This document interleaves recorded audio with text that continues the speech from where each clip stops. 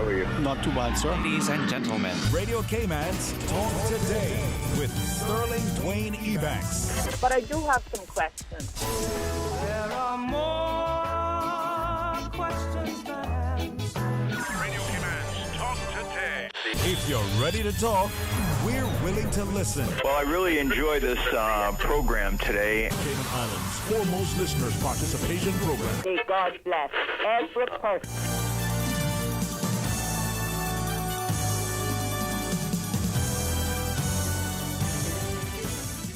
Hey, good afternoon and welcome. Thank you so much for joining us. It is another wonderful Wednesday as we invite you to be a part of our Talk Today discussion. Let's start off with our good friends from UCCI. 1 p.m. Get a chance to tell you what was happening over at the FRC. And then at 1:30, His Excellency the Governor will join us. So please stay tuned for Talk Today. Talk Today is brought to you by Fidelity Bank. For all your banking needs, visit fidelitygroup.com. Fidelity, we're good for you. Also brought to you by greenturtle.ky. Take a ride on the Green Turtle Express today. Download the Green Turtle app. The future of mobile. Saving lives today. Radio Cayman's Talk Today, the Cayman Islands' foremost listeners participation program. We ask our listeners to avoid statements or comments which are abusive, derogatory, malicious, or defamatory. Do not use any indecent language or make any statement which is false or misleading. Email Talk Today at candw.ky or call 1-800-534-8255. Courtesy of Flow, Cayman's #1 network that connects you to your world like never before. Let your voice be heard. Once again, here's your host, Sterling Dwayne Ebanks.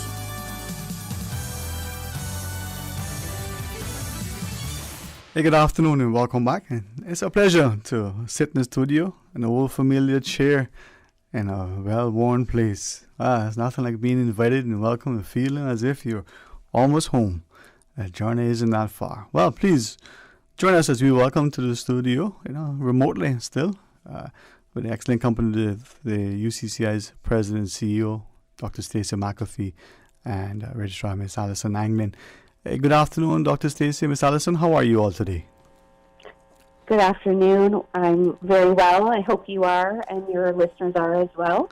I am. Thank you. I'm certainly very grateful, certainly feeling exceptionally blessed, and hopefully as we move forward, we start to appreciate that it's incumbent upon us, all of us, to do as best, do as much to make it as wonderful for all. And I'm glad to know that we can continue to access our education, to appreciate that sometimes the online only makes it that much more convenient. And as you share with us today, I'm very grateful to see the continued efforts over at UCCI. So together with Ms. Allison, we're anxious to hear more about what's coming up, especially now for the fall semester and things that may be transpiring during the summers as well. Yes, perfect. Mm-hmm. All right. Thank you for having us, Dwayne. Oh man, it is a pleasure. I'll be honest with you. There's something about knowledge and learning, and not just having it for your own edification, but being able to share it with others, not to demonstrate any level of competence or insight necessarily, but to encourage others that if you can do it, what does that say? Even if a caveman can do it, it must be easy. So if you do it, it serves as an example for others. And just last evening, I had a chance again to look at some of the older Shakespeare plays that we probably had to do way back when as part of our schooling, and probably did not get a chance to enjoy it because it was an exercise for an examination. And I say that to encourage some of the more mature adults within our communities to consider, taking up some subjects, maybe getting another degree, or getting that degree that they always wanted, that eluded them because of commitments to the family or to the business, as it were. So opportunities abound. Share with us, Dr. Stacey. What are things like over at UCCI so far? Things are great. It's been a lovely opportunity to work with our dedicated faculty and staff and see what is possible when people are committed to advancing higher learning. We have navigated through this process to serve our students better, and it's really been refreshing to hear from faculty how students have responded their resilience, their dedication. In some cases, certainly even more dedicated to their studies than before. I also think that we've seen that students are realizing in many ways what a privilege it is to be able to go to school, to continue your education. And we've done everything in our power to make sure that we're supporting the directives of our government, that we're advancing safe learning. And I think we're all excited to have the opportunity to greet the fall semester, which is always our biggest enrollment of the year, and welcome new students in, but also ensure that those who are attending currently are able to finish moving forward in their studies. So it's an exciting time, and truly what we find is that online works incredibly well for many people. We know that hybrid, meaning a bit of online and face-to-face, is another option that we'll increasingly explore, and we expect to return face-to-face for some of our learning because we know that's what works best for delivering the subject matter. So it's a really exciting time for us, and we want to make sure that people are choosing education now and always, and we're figuring out how to continue to make ourselves even more accessible. And with that, as you tell us more about some of the key dates in particular, because today is already the 1st of July. I mean, we've seen 6 months literally evaporate almost in some of us. So are we looking potentially for any sort of strike date when it comes to maybe returning full-time in the classroom, as it were, a year ago? Or is that still a moving target? To be frank, we're having a lot of discussion. Some of it obviously is dependent upon what happens between, as we set our plans in place now and what happens between now and then. Our goal is, we think the way the university emerges isn't exactly the way that it was before COVID. We've done a great amount of work to re-engineer almost every service and process, making it easier for students to access those without necessarily even having to come to the campus.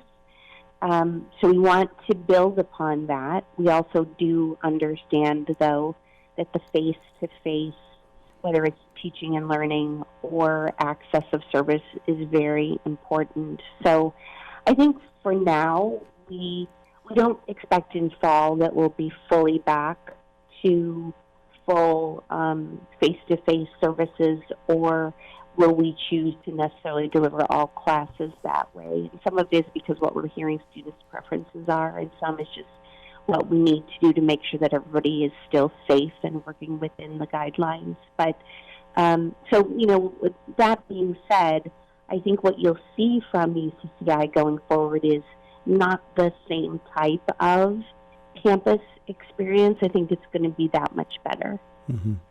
Well, some of the things that we want to sort of get to is, the whole registration process and what dates are sort of important for us to be able to get things done by. But before we do, perhaps Ms. Allison, if you were able to share with us, I gather that UCCI has seen continued enrollment in recent times and even some significant numbers. Do we know our student population presently? Right now, yes. For the summer 2020 session, we have 747 students with us on the UCCI side. There are, of course, students attending through the Civil Service College as well. But right now, 747. So those students are staying steady in the summer to be ready in the fall. Some of them are preparing, they're finishing up their last set of classes and looking to either move on to a bachelor program or maybe graduate. So, Wow, that is, when you think about the number of students who are pursuing education in the industry, that's a very, very encouraging number. And what about going forward today? Do we have any sort of projections on what our numbers will look like come fall? Well, last year we certainly saw an increase in our fall 2019 enrollment. And we are really hoping to, continue that trend in this coming fall. We have already started admitting students for the fall semester, and registration is set to open on July 8th. So at that stage, then people can begin to sign up for their classes. But we're really hoping to continue that trend. And again, as Dr. Stacy said, that's why we're also encouraging people to take this opportunity. Use July 1st if you want as your New Year's resolution in the middle of the year, to make that commitment to invest in yourself, and either further, progress your already moving pathway or change pathways, right? So I think COVID has provided us the opportunity to step back and reflect in a different way than we normally would have.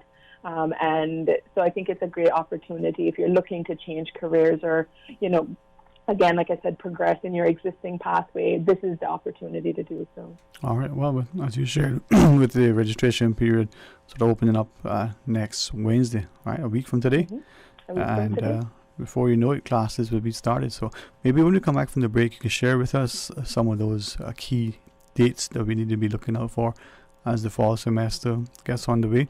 Share with us more of some of the things that are happening and hoping that we can do coming down the pipeline at UCCI. I'm very excited as we have a chance to champion education at the tertiary level, and then maybe you could share with us some of the classes, from the undergrad to even some of the certification and graduate programs perhaps. All right, to our listeners, we're going to pause, take a short break. When we come back, we'll continue our discussion. Please stay tuned for Talk Today.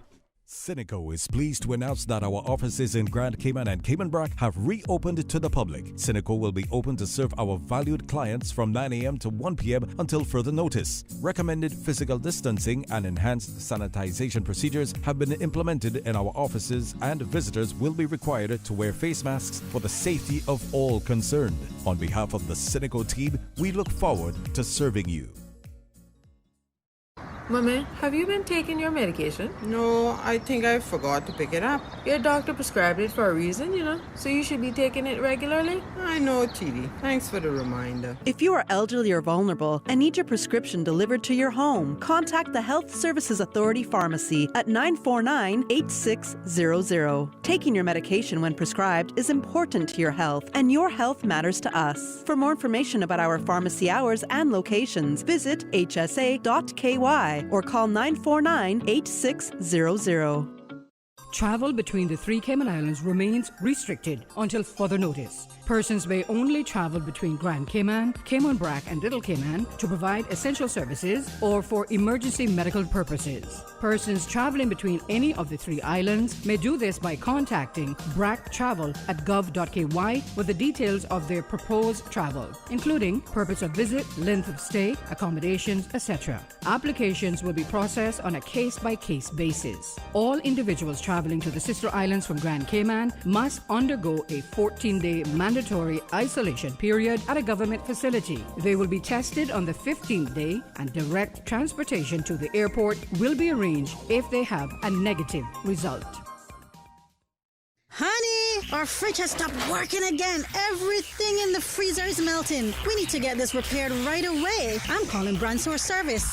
When you need the very best appliance service, call Brand Source Service at 623-5000. Offering service and installation of all brands and models of appliances. Brand Source Service is Cayman's source for appliance parts and repairs, with qualified and experienced technicians and the island's largest stock of appliance parts. Brand Source Service will have your repair completed in a flash. So, whatever the problem is, call the experts at 623-5000. Brand Source Service, Dorsey Drive, Industrial Park. Telephone 623-5000.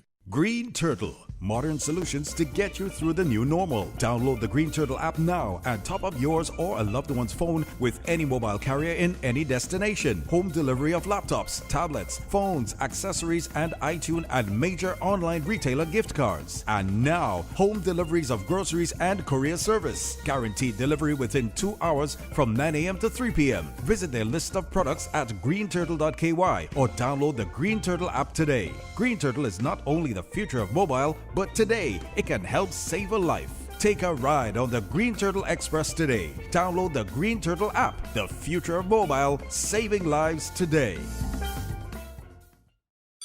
Attention parents and guardians. Don't forget that registration for students enrolling in or transferring to government schools for the 2020-21 school year closes on Friday, June 26. To register, please email edu.registration@gov.ky or call Mr. James Watler at 244-1841 or 916-3779 or find the registration link on Facebook at Education Cayman. Talk today. But I do have some questions. Talk today. Cayman Islands' foremost listeners participation program. Talk today. Because there are more questions than answers. What the public is saying. Waiting to take your calls right now. Sterling Dwayne Ebanks.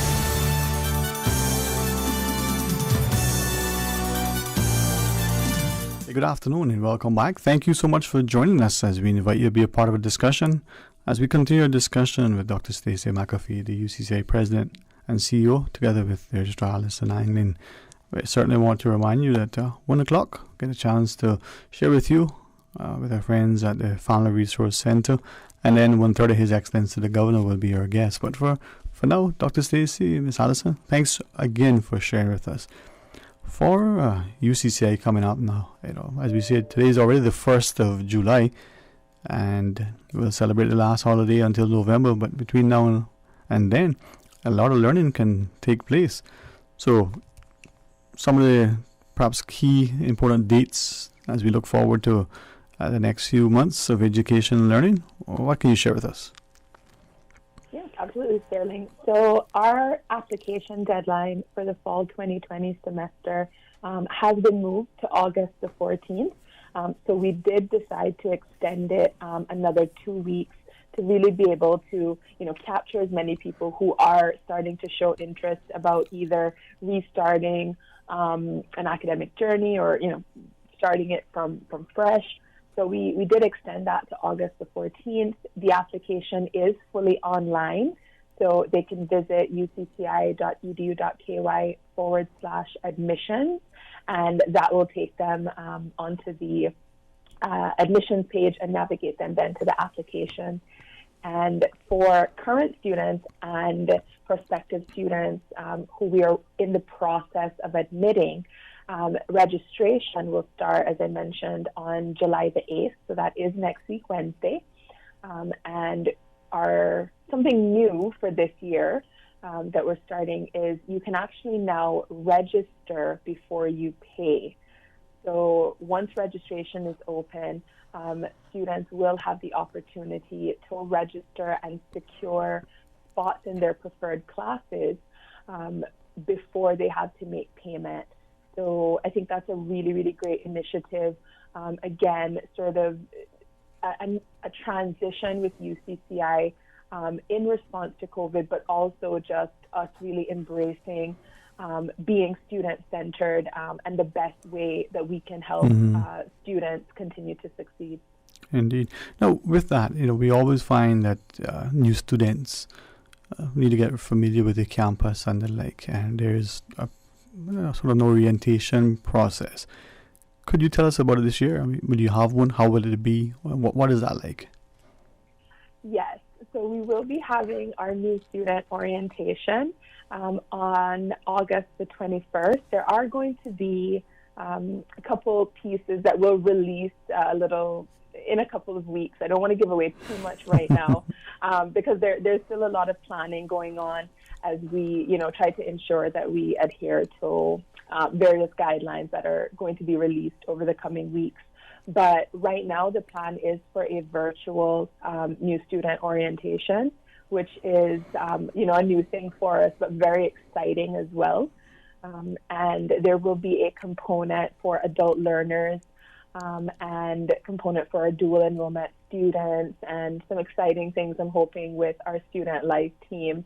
But yes, we are definitely still having new student orientation. In the planning is also, and I don't want to give away too much, right, but in the planning is also a virtual campus tour because traditionally we would be doing those things physically. So we really are adapting to the changed environment that COVID has presented us with. But also a lot of these things are in the planning for UCCI, and it just so happens that they're being rolled out now. So it just ends up being really good timing. All right.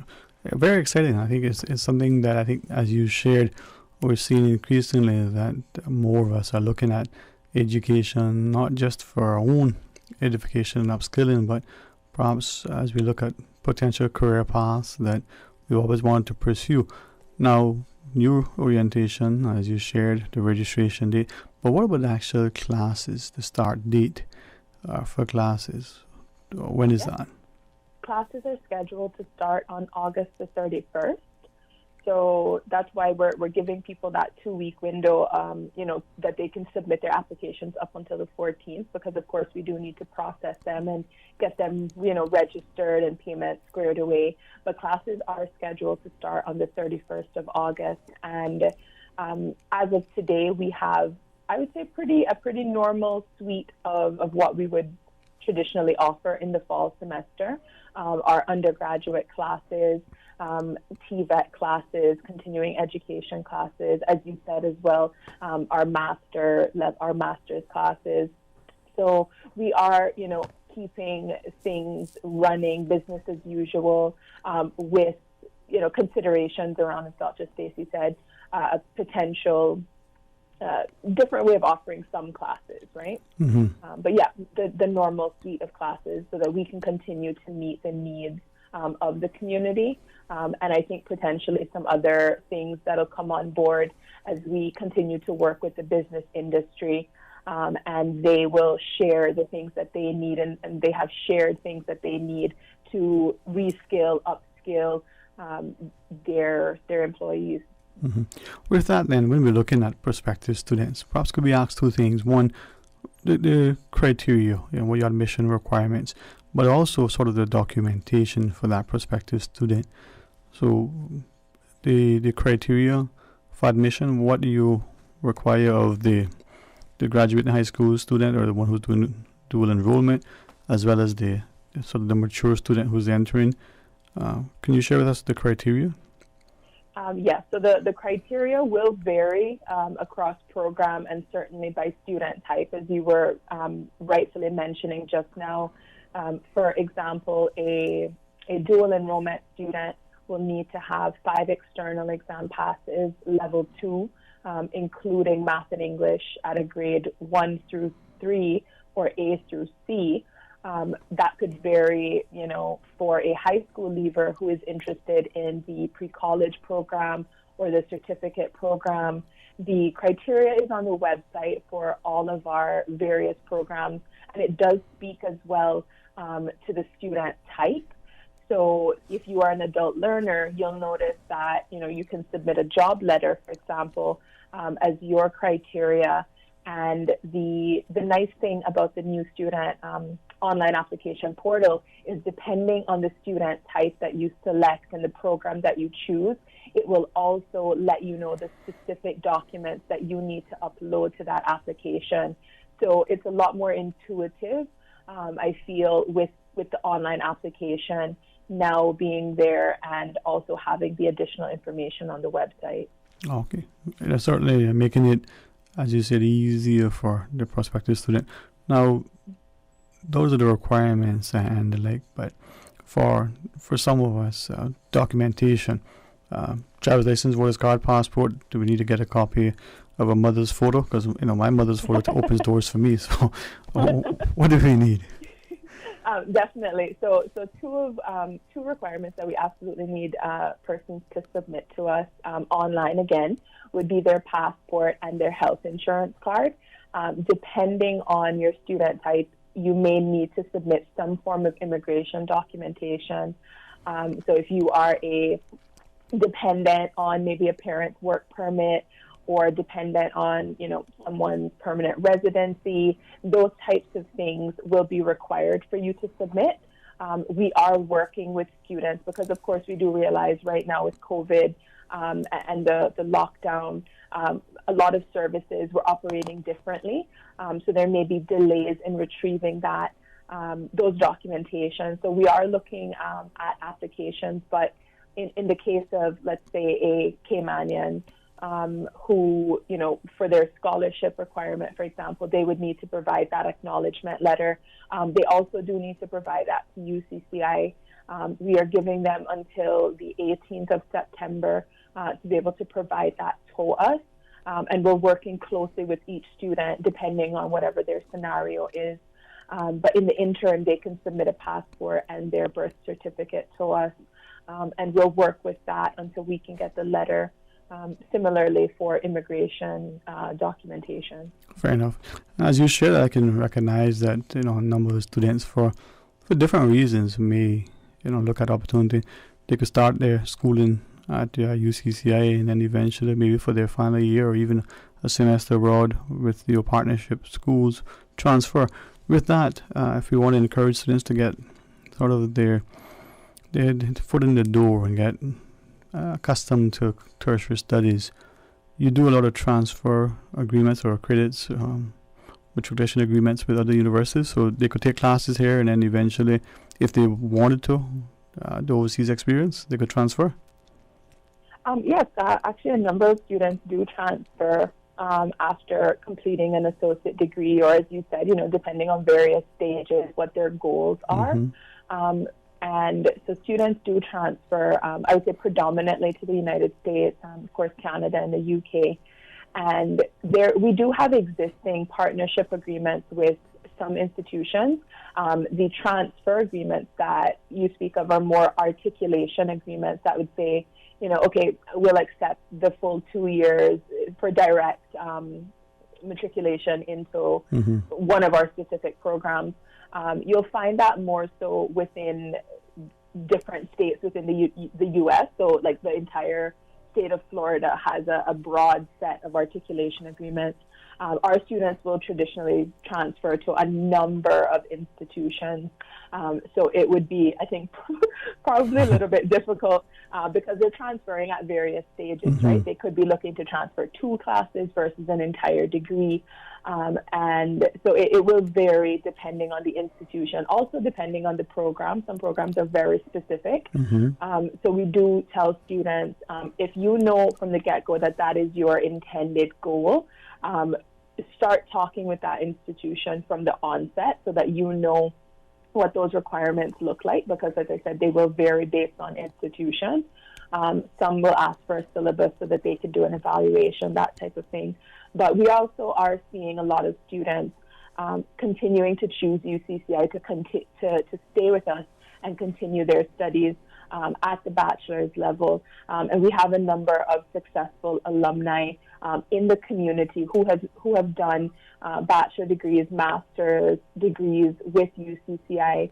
And so I would definitely say for students to honestly consider UCCI to stay with us and continue your studies. Of course, depending on what your goals are, if you're looking more a science route, we do have the associate degree in science, and that would facilitate, the transfer. But business degrees, computer science, social sciences, social work, nursing, primary education, there are a host of degrees at the bachelor's level that we offer that students could definitely avail themselves of, and certainly would be, I feel personally, equally successful in their career. Indeed, and often quoted Chinese proverb, the longest journey begins with a single step. Our students can get started now, and they may stay to continue their graduate studies, or they may just do a semester just to get a taste of what it's like to be elsewhere, but the facility, the opportunity is here. Why not avail themselves of it? We have a couple of quick questions we wanted to ask, 2 specifically in relation to studies. One is about the credits, what constitutes a full-time student, how many credits are required, and then the other is about a drop-add period. So credits for full-time, I'm familiar with the US system a little bit more than with the other systems, but how do we operate? Is it more aligned with what we may know in the US? You take X classes, that equates to Y credits. How does it work here? Yeah, it is pretty similar. We do operate on that American base with how our degrees are offered. So our full-time credit requirement is 12 credits once you are pursuing an undergraduate program. So an associate degree or a bachelor's degree, 12 credits does define full-time for us. So anything under that is considered part-time. A caveat to that would be our dual enrollment students who are still pursuing an associate degree, but they may have a different set of classes that they are required to take. Their program is still considered full-time. Our certificate programs, our pre-college programs are considered full-time as well. So even though they don't have the 12 credits, the nature of their programs dictate that they are full-time. So that would be outside of the 12 credit requirement. And students can take 15, 18 credits, depending on what their programs are. We've seen students take like 21 credits in a semester doing what's known as a credit or a course overload because they have the capability and the desire to, finish quicker and they've established themselves and a solid GPA in order to do so. And the add drop date for classes is normally the first week of classes. So for us in the fall semester, the add drop date will start on August the 31st and it will continue until September the 7th. So it'll be Monday to Monday. And with that, then the student, for those who are maybe not familiar with that term, that means that they get a chance to sort of preview the class to see how the load works and whether it's what they were thinking it is, and no penalties, no sort of... Correct. All right. Perfect. And then almost a supplementary, I would imagine, as the Legislative Assembly is in session, we're reminded of that.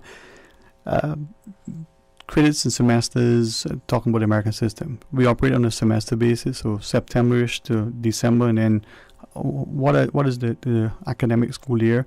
And then when you're talking of 12 credits, explain a little bit more for us for semester system, 2 semesters for the year, 3, 15?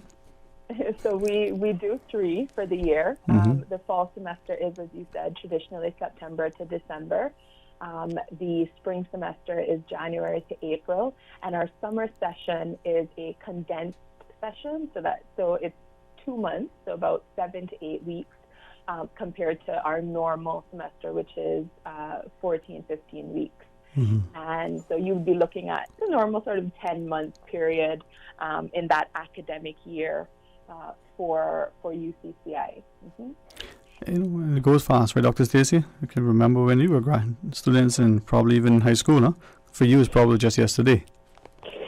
Yeah, I'm a lifelong learner myself. In fact, one thing that I think is really important for people to think about, when you go back to the whole semester system, when tertiary education was originally established, it was based upon the fact that the U.S. was an agrarian society. And so there was a period of time, like typically the summer, there wasn't a semester because you were working in the fields and you were supporting your family that way. And what I would encourage people to think about is the fact that there isn't really a seasonality even within your life around learning. We used to traditionally think that your life is divided into 2 main parts, right? There's this period of learning followed by a period of working. But that mindset really is obsolete and it doesn't serve us well anymore. And to be frank, the only way for adults to stay in the game is to keep learning throughout our lives and to reinvent ourselves over and over again. And if COVID has taught us nothing, it's that those that have been nimble and have reached and will continue to reach for knowledge to keep reinventing themselves will continue to be the most successful. And for those that don't believe that any new learning is needed to thrive in the world, I think we know likely what the outcome is there. Just think about what every single person here learned about how to protect themselves, how to take on new health and sanitation practices. And every day people were searching for new information to expand their understanding. That's lifelong learning. And so every single one of us desires that. So we just want to help people capture the means for doing that in every other aspect of their life as well. I appreciate you sharing that, because I think for some of us initially that was probably the greatest challenge, trying to access the information, process and distill it in such a way, and then as we shared it with others, friendly, manner as we may have approached, we found that others weren't willing to critically look at the information and ask questions. And as you shared, I was just reflecting on some early conversations where people may have unfairly, been accused of being conspiracy theorists, because today there's a bit of a comment from one quarter, and then by the afternoon there's a competing or even conflicting comment. I just want to share that to ask then, as we look at being lifelong learners, and as we are asking our students in the early days to be sort of critical thinkers as their parents and as mature students, this new opportunity will provide us to be just that.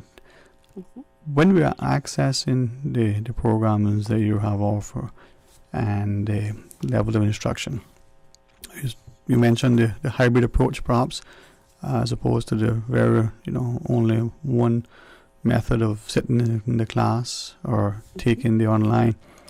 That willingness to embrace the technology now may be a challenge just for some of us who are not as, willing to learn in that manner.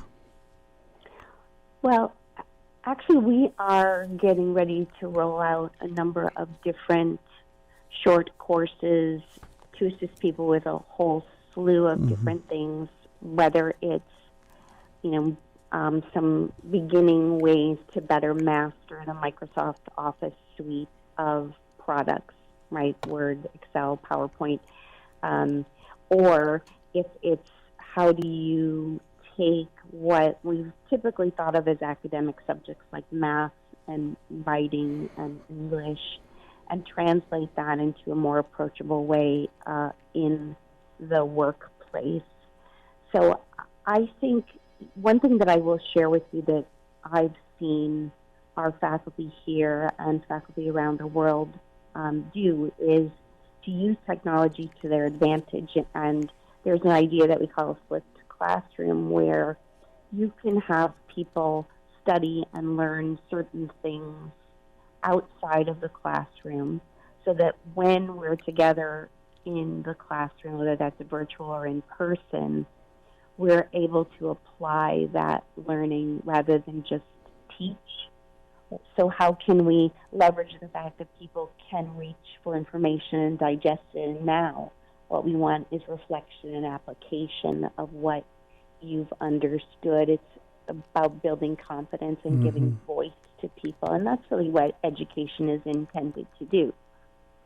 And that's the thing, I think when, as I listen to you, Miss Allison, I think when the student who may perhaps have just graduated from high school and not quite sure they have the confidence or the competence to undertake, further studies, or that student who's been out for the longest of times, just getting that first class or that first semester under the belt, it builds confidence, and then it gives them a sense of incentive, and now they move forward. And whether it's 4 years hence, or whether it's an extended period because of balancing work and their schedules, eventually they achieve that goal, and now they're positioned to take on more certification, more degrees, more learning, and that acquired knowledge helps them in so many ways.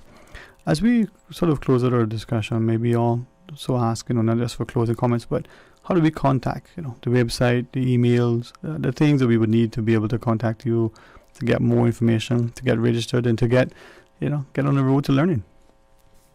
Absolutely. I love these. So our website is ucci.edu.ky. If you are looking for admissions, you just put a /admissions. So ucci.edu.ky/admissions. If you would like to give us a call, it's 623-8224. If you would like to email our admissions team, it is admissions@ucci.edu.ky. And if you are a current student who has, a registration query or something like that, you can email us at registrar@ucci.edu.ky, and we would be happy to assist you. Well, I'm excited about it, and I'm looking forward to us chatting more. Perhaps not long from now, you have some of your featured students, and we get a chance to see what their experiences are like. So if that's something that you want to do, let us know. I just want us to look at learning as that thing that we continually do, formally and otherwise.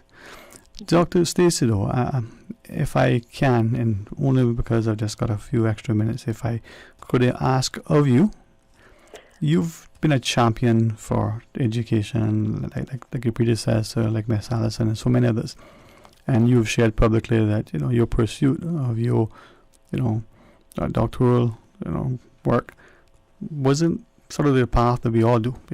Bachelor's, master's, graduate school, and then working. You came to that path. I don't want to say as a mature student to infer anything, but share with us briefly so that we can be encouraged. It's not just high school and then college and then work. Correct.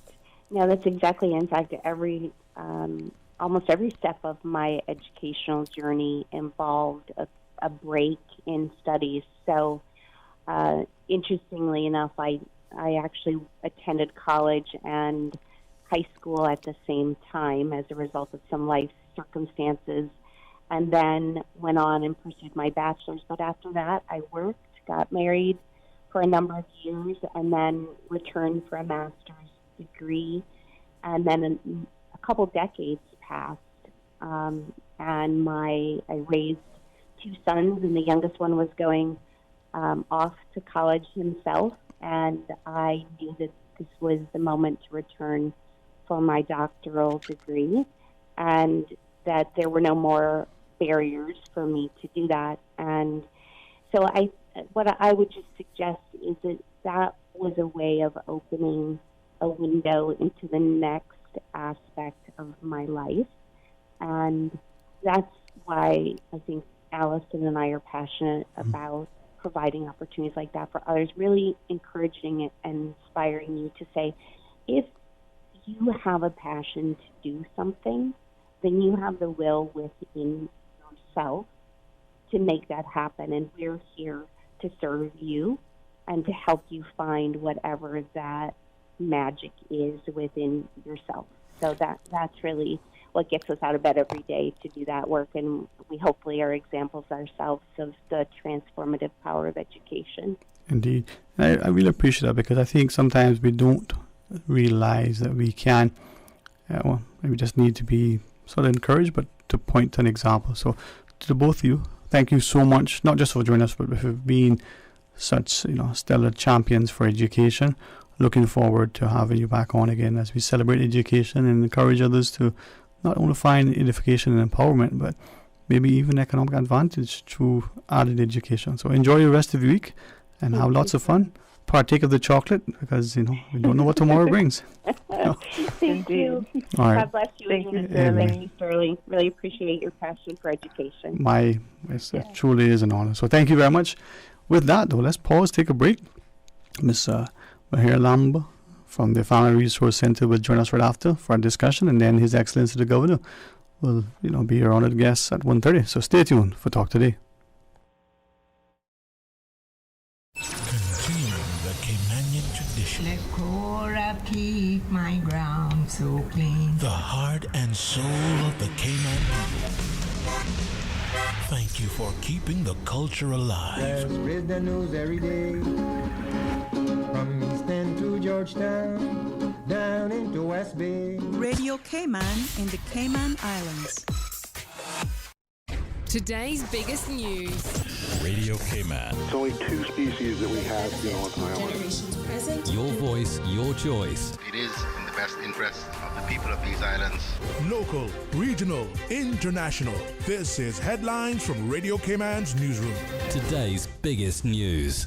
It's the final day to register to vote or update your information to be included on the October 1st official list of electors. To help assist voters, the elections office is extending their office hours today and will close at 5:30 p.m. They're located at 68 West Bay Road.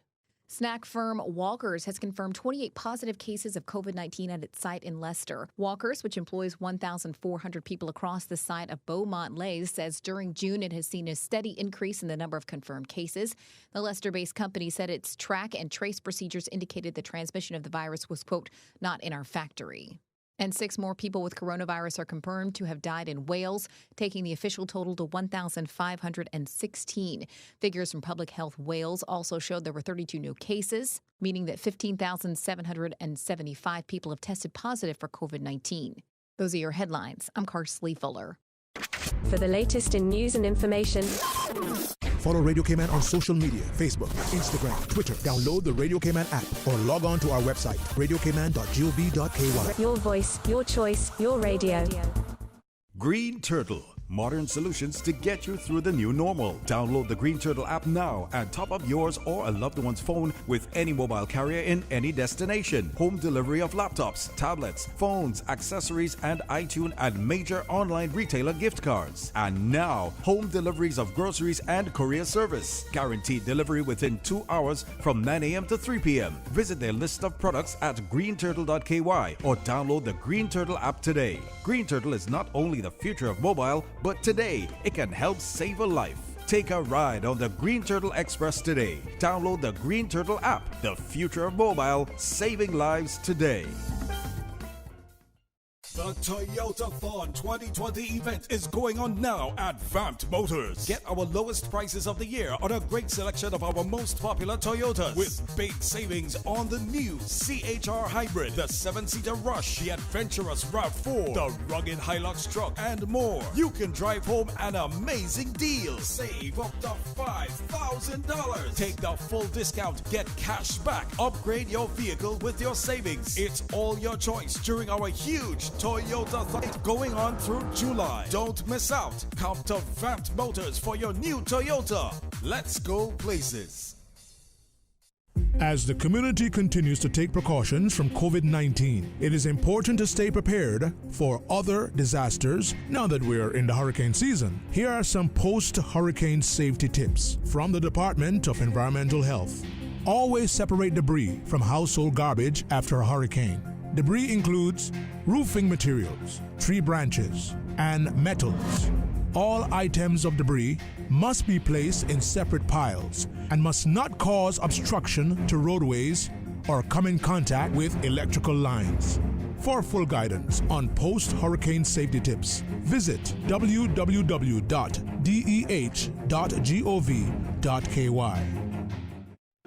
Hi, this is Danny Coleman, Director of Hazard Management Cayman Islands. We are now in the hurricane season, and for information on how to prepare and stay safe, please visit our website, www.caymanprepared.ky. Some top tips to bear in mind, given that we are still in the midst of COVID-19. Please make sure you have a mask and sanitizer, you have food supplies to last for 3 to 5 days, a portable radio, personal hygiene and sanitation items, and medical supplies, and any other specific items your family may need during a hurricane. Make sure you know where you will shelter in the event of a storm. If you have pets, please make sure provisions are in place for them too, as the majority of shelters will not take pets. Please visit our website for more tips and tricks on www.caymanprepared.ky or call us on 945-4624. Stay safe, Cayman.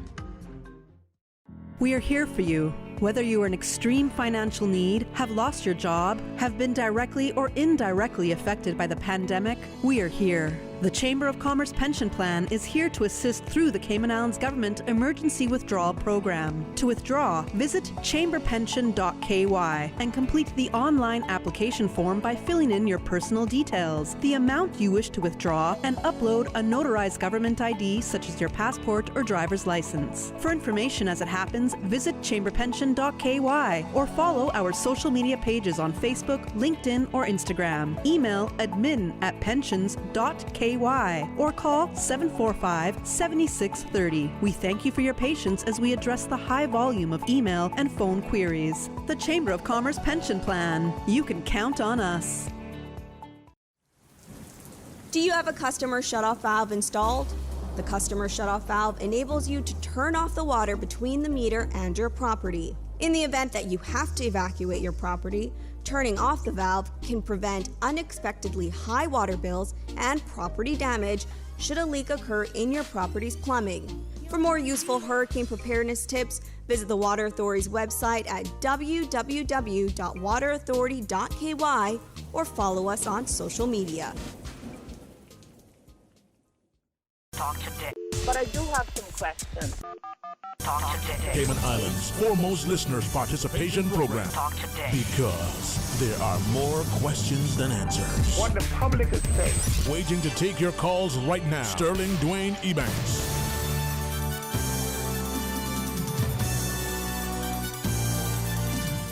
Hey, good afternoon and welcome. Thank you so much for joining us as we invite you to be a part of our discussion here on Talk Today. It is truly a pleasure to not only sit and facilitate, but hopefully to encourage and invite all of you as we now extend a warm Talk Today welcome to the program facilitator of one of them over at the Family Resource Center, Ms. Mahir Lamba. Good afternoon. Good afternoon. Thank you so much for having me online. I'm good. How are you? Hey, listen, I'm saying I may not be handsome, but I try to be helpful. So life is good. Life is good. Thank you so much to you and your entire team, Ms. Charmaine, and all of what you guys are doing, and especially at this time. We start to appreciate how important our families are and the normal stresses that we may have had, to have some level of recourse to be able to find that resource to rejuvenate and reinvigorate, as it were. But it's a different world, so your parenting webinar series have been going well, I gather? Yes, they really have, and I think it was crucial for us to be able to mobilize, with such short notice and start supporting our families in whatever ways we could when everything started at the end of March. And so one of the things that we found really helpful was trying to get our tips across and our tools across to as many people as possible. And so our webinar series and our social media campaigns and all of that have actually been so helpful to get us to reach a broader audience. And we're so grateful for the people who come on every week and join us to hear about what we have to say, to interact with us, ask us questions, so that we can share as much information as possible, because it's a new time. It's a different time for families. They're experiencing different challenges than the challenges that were already there, and likely on top of the challenges that were already there. And so we really want to make sure that the information that we're sharing is relevant to what families and parents are going through right now, what children are going through right now, so that as a community, hopefully we all come out of this as good of a place as we can be. Hey, that's the thing, man. We want to emerge stronger, healthier, stable and secure, but also I think grounded in the sense that there are some things that should be unshakable, unmovable, and we use them as our values. Now, your online parenting webinars, is there one today, I gather? Because I lose track of the days. I'm just trying to keep track of the month. Apparently today is July 1st, and okay. So there is one today. So at 4:30 p.m. you can register using Zoom. You can find the link on our Facebook page, or it will also be live on our Facebook page itself at 4:30 today. And we're going to share tips. Our Creating Healthy Online Habits webinar is a two-part series, because there is so much information out there about how to support your family, and it's actually a very crucial thing to have an understanding of, because there is so much information out there, and children are engaging with technologies in ways that we no longer have all of this control over. Mm-hmm. They might be using it at school, and so there's so many different things that we're going to go through. So part one is today at 4:30, and then part two is actually next Wednesday at 4:30. And together, hopefully, that will give families an understanding of how to engage and speak to their children about technology, and actually speak about the pros and the cons, because there are lots of benefits to technology as well. And we've seen that during all of this. We've been able to provide our webinars because of technology. A lot of us have been able to keep in touch with family and friends that we can't see, even if they live down the street. Using technology, even especially with older people now who are starting to be able to, starting to feel like they have to engage with technology as well, so that they can keep in touch with family if we're not able to see them, because they may be more vulnerable. And so it's been really beneficial But at the same time, when our kids are using it, there is also such an important safety aspect involved in using technology, because you really don't know who is on the other side of the screen or what content they could be exposed to online. And that's key. And as we probably ask you for some of those sort of, further sort of tips and things to be aware of, you referenced that we can sign up on it. And just want to clarify, there are some of us who don't mind putting their pictures on screen and being a part of the group as if we were in a class. There are others of us who probably want to be able to hear or see what's going on, but don't necessarily, want our mug to be visible to anybody else. So in this instance, can we just listen and see what's happening, or when we log in? Absolutely. Okay. So that's a great question. We're doing this in a webinar format, so your video will never be on the screen and your voice will never be on the screen, but you can engage with us by just typing questions into the Q&A on Zoom. So it's not that you will be exposed. No one else will know that you're participating, because a viewer on their end only has access to the content that we share, and so all that you will see is us as presenters and the screen that we have shared. And you will be able to engage through a Q&A or a chat, but particularly only with the facilitators. And so you can come on. You don't need to worry about what you're looking like or wanting to share your audio or video or anything like that, because we're doing it in a webinar format so it can reach as many people as possible. Oh, great. So that's today, 4:30. So we still have time to sort of sign up, as it were. It's just, 1:15 now, so we still have a few minutes. Yeah, absolutely. And if you don't get a chance to sign on, you do get a bit more of the experience when you sign on, because you can chat with us and ask us questions and things like that. But you can also view it on our Facebook page. If you don't have a chance to register, it will go live on Facebook as well. Great. So this is part 1, and then part 2 is the next Wednesday, as you shared. I appreciate you sharing some of the sort of the digital parenting tips with us, so that we can have an insight into what you're looking at. Very exciting. One of the things, I'm certainly ask you to share as much as you want, but one of the things that you said just then, and the fact that technology, there are pros and cons, and the fact that some of our children can, and probably are, be more tech savvy than we as parents. So it's important for us as parents to understand, to some extent, the technology, maybe be as educated, if not more so, than our children, at least be as, if we can't be more so. Know what's... Right. Sorry. Yeah, absolutely. What I would say is, whenever we've shared this in a few of our other webinars, but one of the biggest things in any type of parenting relationship is building that relationship itself with your child and having that foundation, so that, one, your child feels comfortable enough to have those conversations with you, to ask you questions, to come to you if they are unclear about something. And really also, we find that when you are trying to discipline a child or teach them right from wrong, that works a lot better once you have that relationship. So from the onset, having that relationship with your child is really crucial. But some of the other things that we're going to share is tips called Be Smart on the internet. And SMART is an acronym that stands for different things like, how do you be safe on the internet? Who can you meet on the internet? Who are you supposed to tell if you find things that you see on the internet? So things like that to talk about with your child. And we're really going to go into detail on how do you have that conversation. And so next week, when we do part 2, one of the things we're going to be talking about is holding a family meeting and making it a collaborative process so that you can understand what your child is doing on the internet.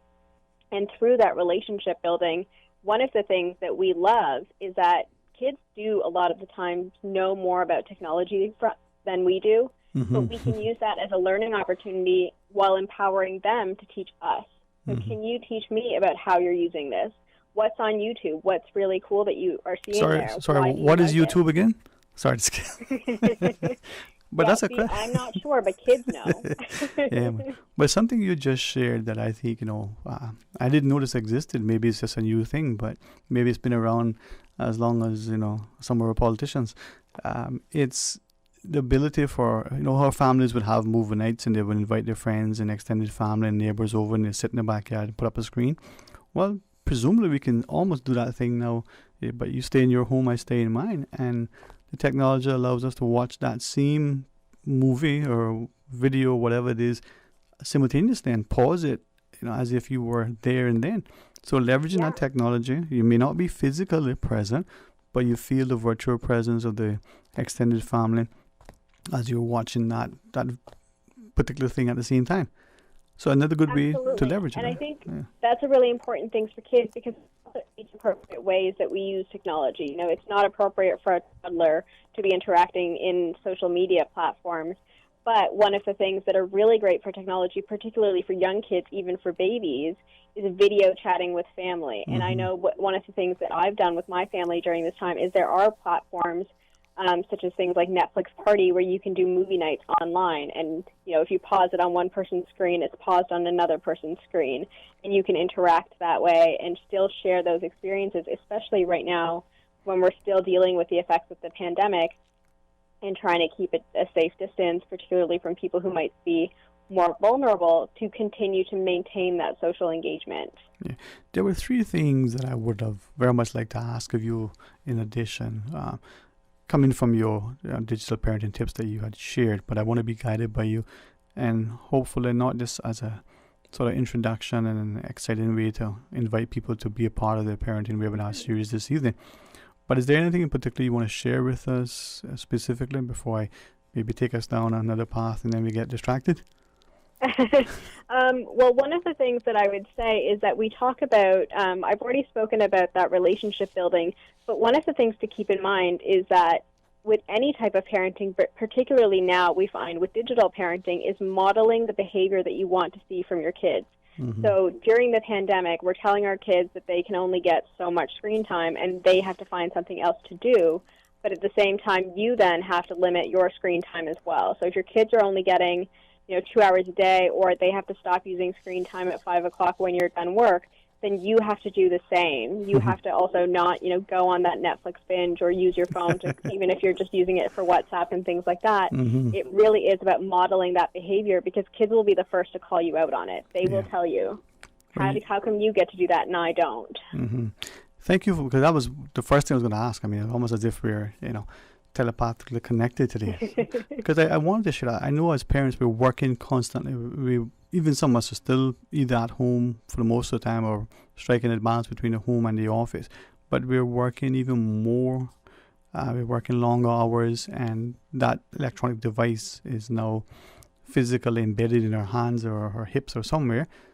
The child may not see that you're monitoring the office, you're working, you're taking the service call, whatever it is that you have to do.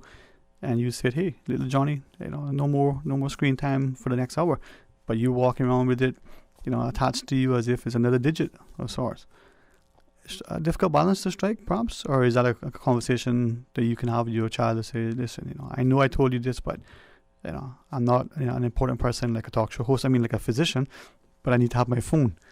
Yeah, I mean, I think it definitely is important to, first of all, limit that. When you walk around with your phone being an extension of you, your kids see that, and they see the reliance on technology, and they build that into how they see technology. But the other piece is also speaking to your kids about recognizing when you do have to break that model behavior, acknowledge it to your children. Say, I got this call from a family member. I had to check in on them, make sure everything was okay, and so that's when I used the phone. Explain it to them. I'm not just using it to, go on YouTube myself or do things that I told you not to do. I'm using it for this specific reason, and that's when it's okay. Okay. It would be amazed at how our children understand, even if we think they're too young to just explain to them. At least they'll be perhaps appreciative of you including them and showing a level of, I use the word deliberately, a level of respect and appreciation for them as people. Yeah, absolutely. And I think what also comes into that is acknowledging your mistakes. When you find that you have gone above on the screen time or done something that your kid might see as a mistake or call you out on, or that you might have called them out on, it's important to acknowledge when you've made a mistake, but at the same time be prepared. And we're going to talk about this during our webinar series over the 2 days, is if you catch your kid doing something online that for you is not appropriate, or, you might have seen when you were reviewing their history that they watched a video that you don't think was age appropriate for them or something like that, you have to be prepared to use that as a teachable moment and have that conversation with kids, because at some point, as they continue through their journeys interacting with technology, they will see things that you don't have control over. And so if you start to have those conversations as they happen, your child will build that responsibility and that maturity for themselves to be able to make the appropriate decisions in those circumstances. It's building trust, but it's also give them a sense of responsibility and independence, and help them to understand that at some point in time they need to be able to very, responsibly and respectfully make choice decisions for themselves. You reference, I believe, in encouraging other activities. There are those, older than me who would remark that when they were younger, their parents would have to sort of drag them inside. Come on in, it's getting late. Now, it seems parents complain about having to physically push their children outside. Go outside, get some sun, get some fresh air. When we were, laboring under the constant barrage of being beaten over the head with words like lockdown and shelter in place, and we may have become conditioned in these last, 3 months, or has it been 30 years? Not sure, it seems so long.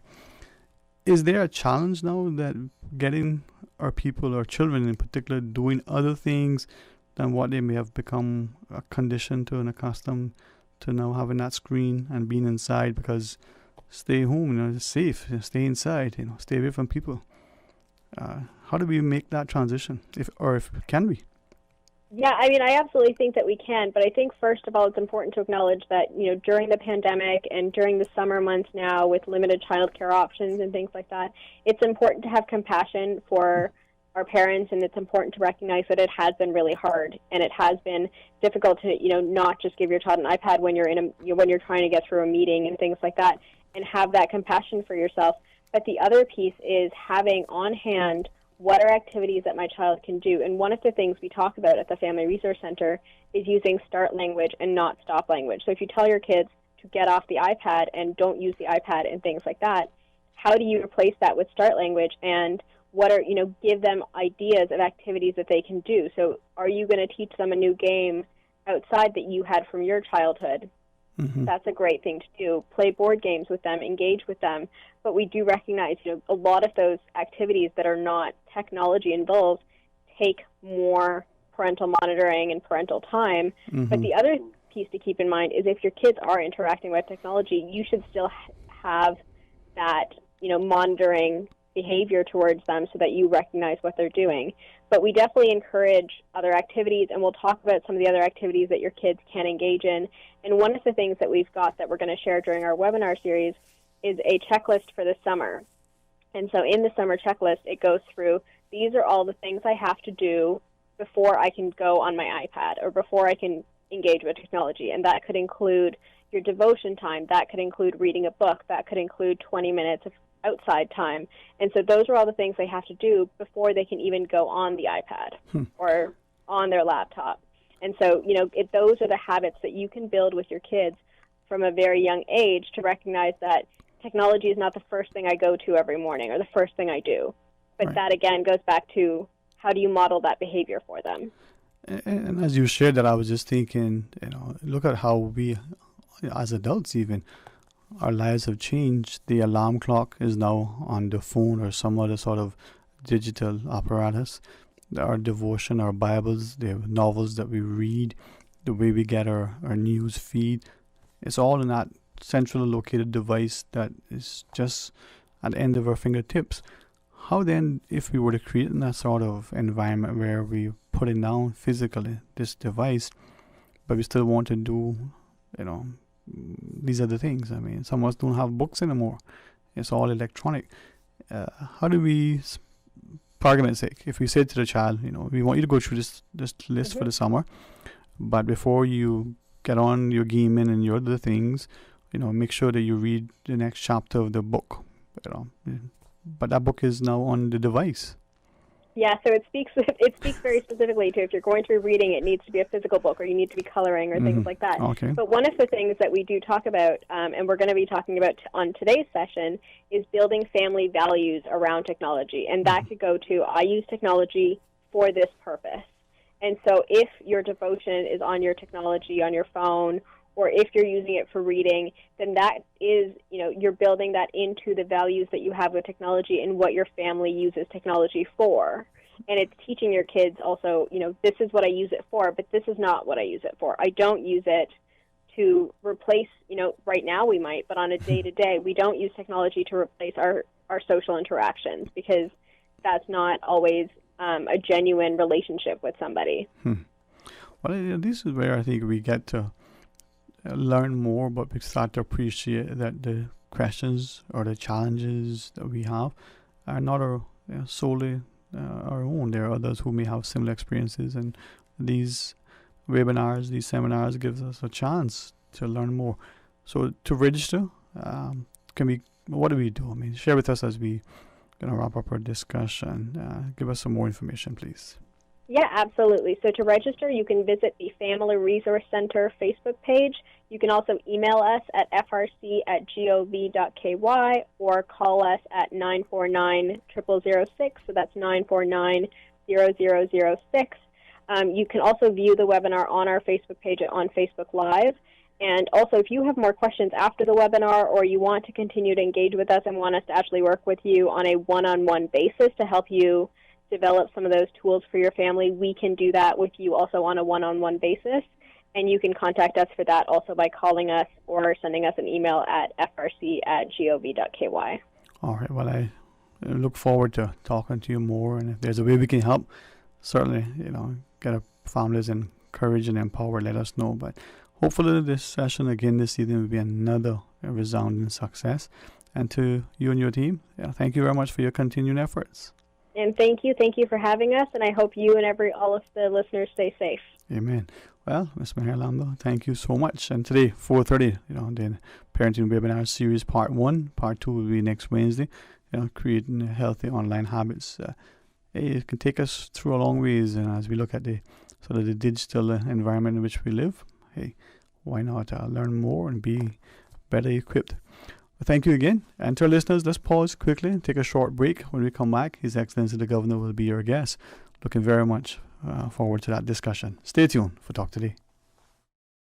Fidelity Bank would like to thank all essential workers. We salute your efforts and thank you for the sacrifices you've made to keep us all safe. During these challenging times we're facing, our top priority is the health and safety of the communities we serve. And while it's true that things are changing rapidly every day, one thing that will never change is our commitment to giving you the best and sound financial solutions to help you during and after the coronavirus pandemic. At Fidelity Bank, our focus will always be you. Fidelity, we're good for you.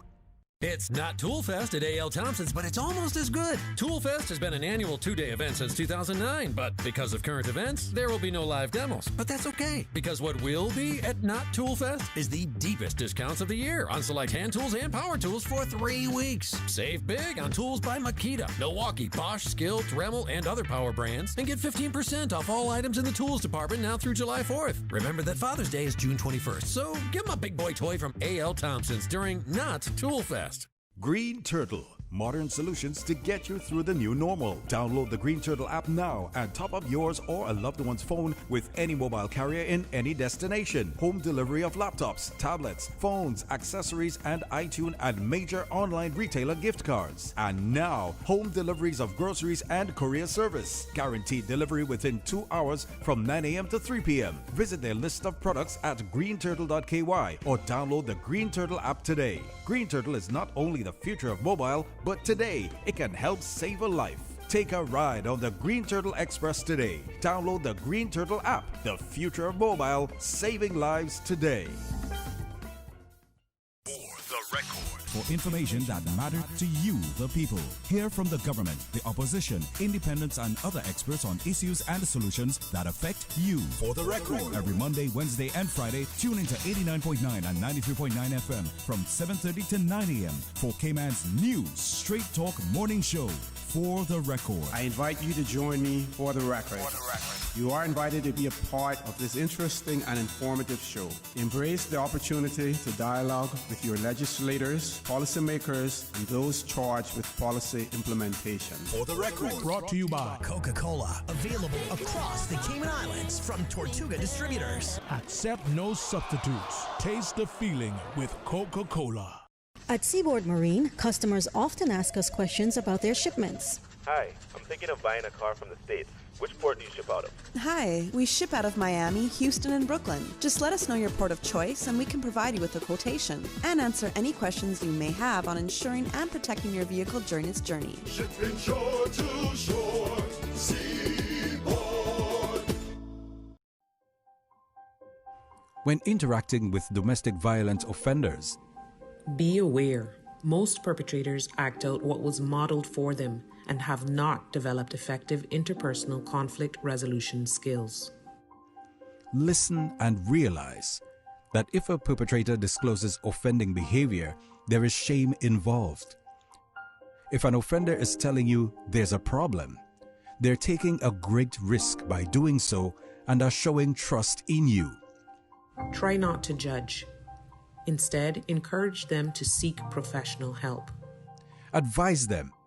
If you think the situation is volatile, encourage them to find temporary accommodations away from the survivor. And be honest with a domestic violence perpetrator. If he or she blames the victim, remind them that domestic violence is never okay. For more information about domestic violence, contact the Department of Counseling Services on 949-8789 or the Department of Community Rehabilitation on 949-1693 in Grand Cayman or 948-1521 in Cayman Brac. Talk today. But I do have some questions. Talk today. Cayman Islands' foremost listeners participation program. Talk today. Because there are more questions than answers. What the public is saying. Waiting to take your calls right now. Sterling Dwayne Ebanks.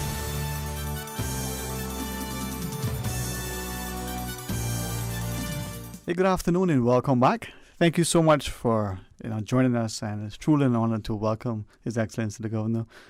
If he'll allow me to say, a fellow West Bayer, as you should. That's right. Good afternoon to you, sir. Thank you again to you, the team, the leadership, the political leadership, the entire civil service for not just managing, but for persevering, for including us all in this endeavor. And end of the day, whether it becomes an academic exercise, whether it's in our schools at UCCI or it's in our high schools as part of civics, we'll look back at this time and very constructively make some assessments that, God forbid, if we ever experience it again, we'll see how we can be much stronger. But, good leadership is always a good example to follow.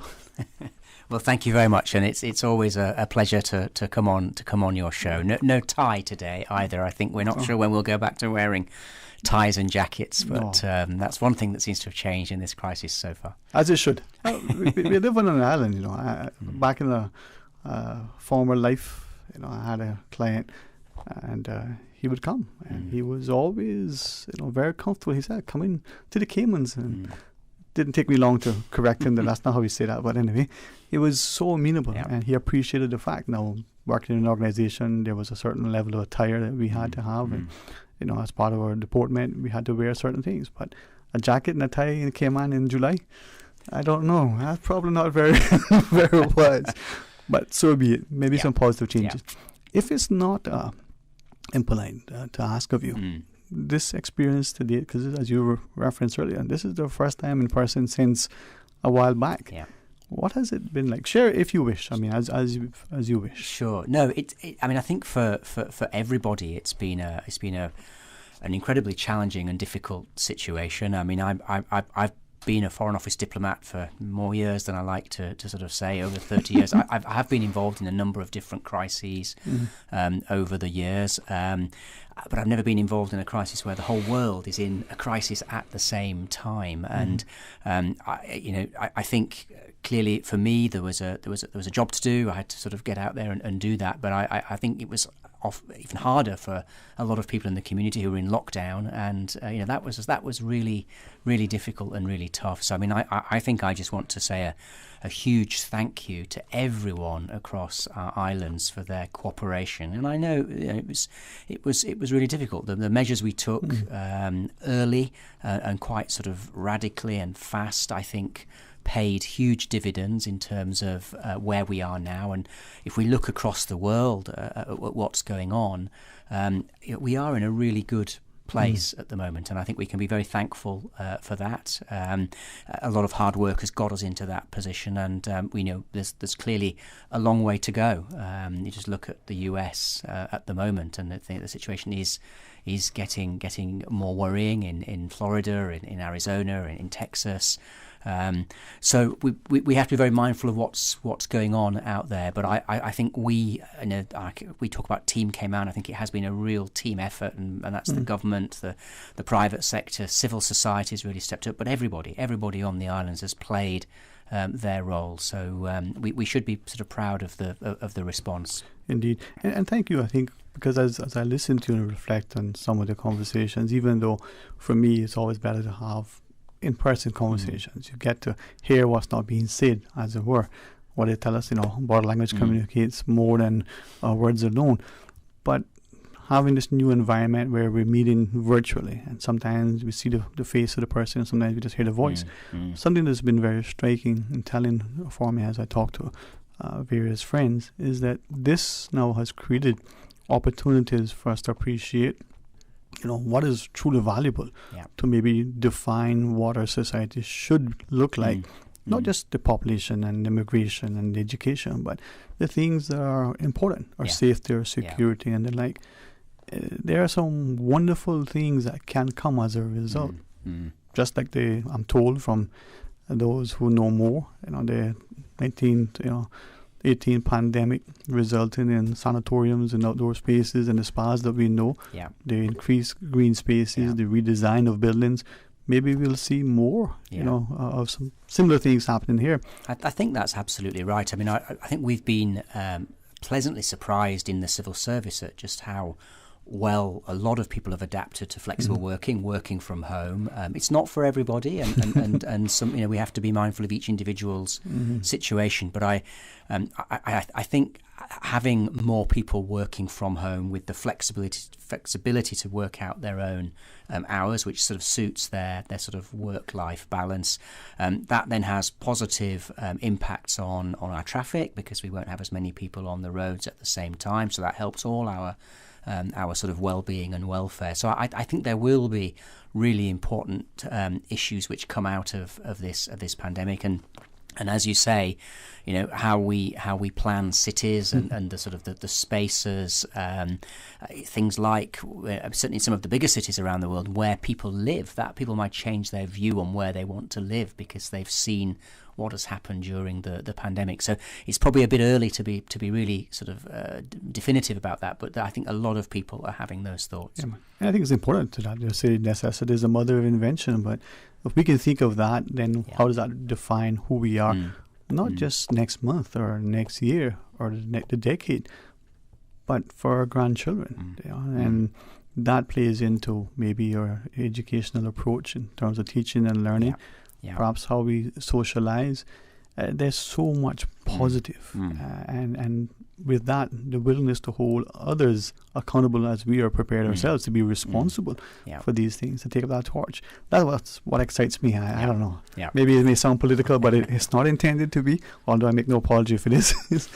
Now, with that, Excellency, from that perspective, could you share with us two things initially? One, some of the potential measures going forward relative to opening our borders and what that look like, and surrounding the whole COVID experience, what may be some of the things that we'll be looking at. We know, I think it's about July the 19th. Is that like 4 years from now? I don't know, just under. I'm sorry. Important dates to come forward. Maybe they share with us. I mean, certainly, I think. And again, I think I just say at the outset, I think the Premier, the way he's handled this has been really impressive. A lot of strong and strategic grip of this, and he and I were agreed from the very beginning that the welfare and well-being of every person on the islands was absolutely sort of fundamental, and that drove the policy making, and I think has been a success. But we of course have to be thinking about opening the border and how we can open the border safely. That will be principally a decision for the Cayman government. I think the Deputy Premier is leading the committee, which I think met for the first time yesterday, the Reopening Borders Committee. They're looking very carefully, very sensibly, very prudently at all of that. And how can you do it safely? I think that there is going to have to be some degree of risk in whatever we do. I think the work that's going on is to try and ensure we can limit the risk to the maximum extent. And we can look at what's happening elsewhere in the region. I think there are a number of countries and territories in the region which are reopening in July, and some scheduled flights. I was hearing this morning that I think British Airways are resuming a number of flights to places like Bermuda, Barbados, St. Lucia. So we can watch how others go on and how they handle this. But I think the key thing is that we've prioritised the health and well-being of everyone. That remains absolutely fundamental. But of course, the economy is suffering, and I fully support the government's efforts to try and look at how we can get that going. But it will have to be done in a safe and a prudent manner. The testing becomes very important. Now we have got ourselves into a fantastic position on testing, and again, I think the Team Cayman effort to get in the test kits from South Korea, which has allowed us to test 23,000, not individual people, but 23,000 tests. But I think that puts us second in the world in terms of the per capita level of testing, which gives us a fantastic evidence base, and we have pretty much eliminated the virus. We've really gone out and hunted down this virus in Cayman, which few others have been able to do to the same level. So now we have to think about the next phase, and I think testing, whether people are tested before they come, testing when they're here, and whether there is technology which can help us to sort of monitor people who come in. So there's a lot of work going on now to look at all that and come up with the best system, agreed with Dr. Lee, who was also, I think, being outstanding in this crisis. And we're in touch with Public Health England as well to sort of check that what we do meets with their approval, and that they recommend it's sensible and prudent. So a lot of work going on. It's going to take a little time to sort of pull all this together. We've said the border is shut anyway until 1 September. So I think it's important that we do that work, and we come up with the policies which will work for Cayman. Well, with respect then to the borders reopening, we've seen I don't want to say Dr. Lee's press release, but from the testing each day, there may be some positives and there may be none. The other day there were 3, 2 of which were from people who had come into the country. The challenge is then, as we bring back people, visitors included, and we testing, opening up at some point, and a risk that could undo. I mean, I think there are, I hear that all the time. There are two schools of thought. I mean, I talk to a lot of people, and a lot of people say to me, keep it locked down. Don't open it up. We've done really well in Cayman. Why should we open borders and let anyone come back in? Carry on with the policies that you're doing. But there are a lot of other people who are very worried about livelihoods and the economy and their businesses, and say, well, we have to find some way to do this sensibly. So, I understand the concerns and the different concerns, and I think we will. We have got ourselves into a good place on testing to have the capacity to test quite a lot of people at speed.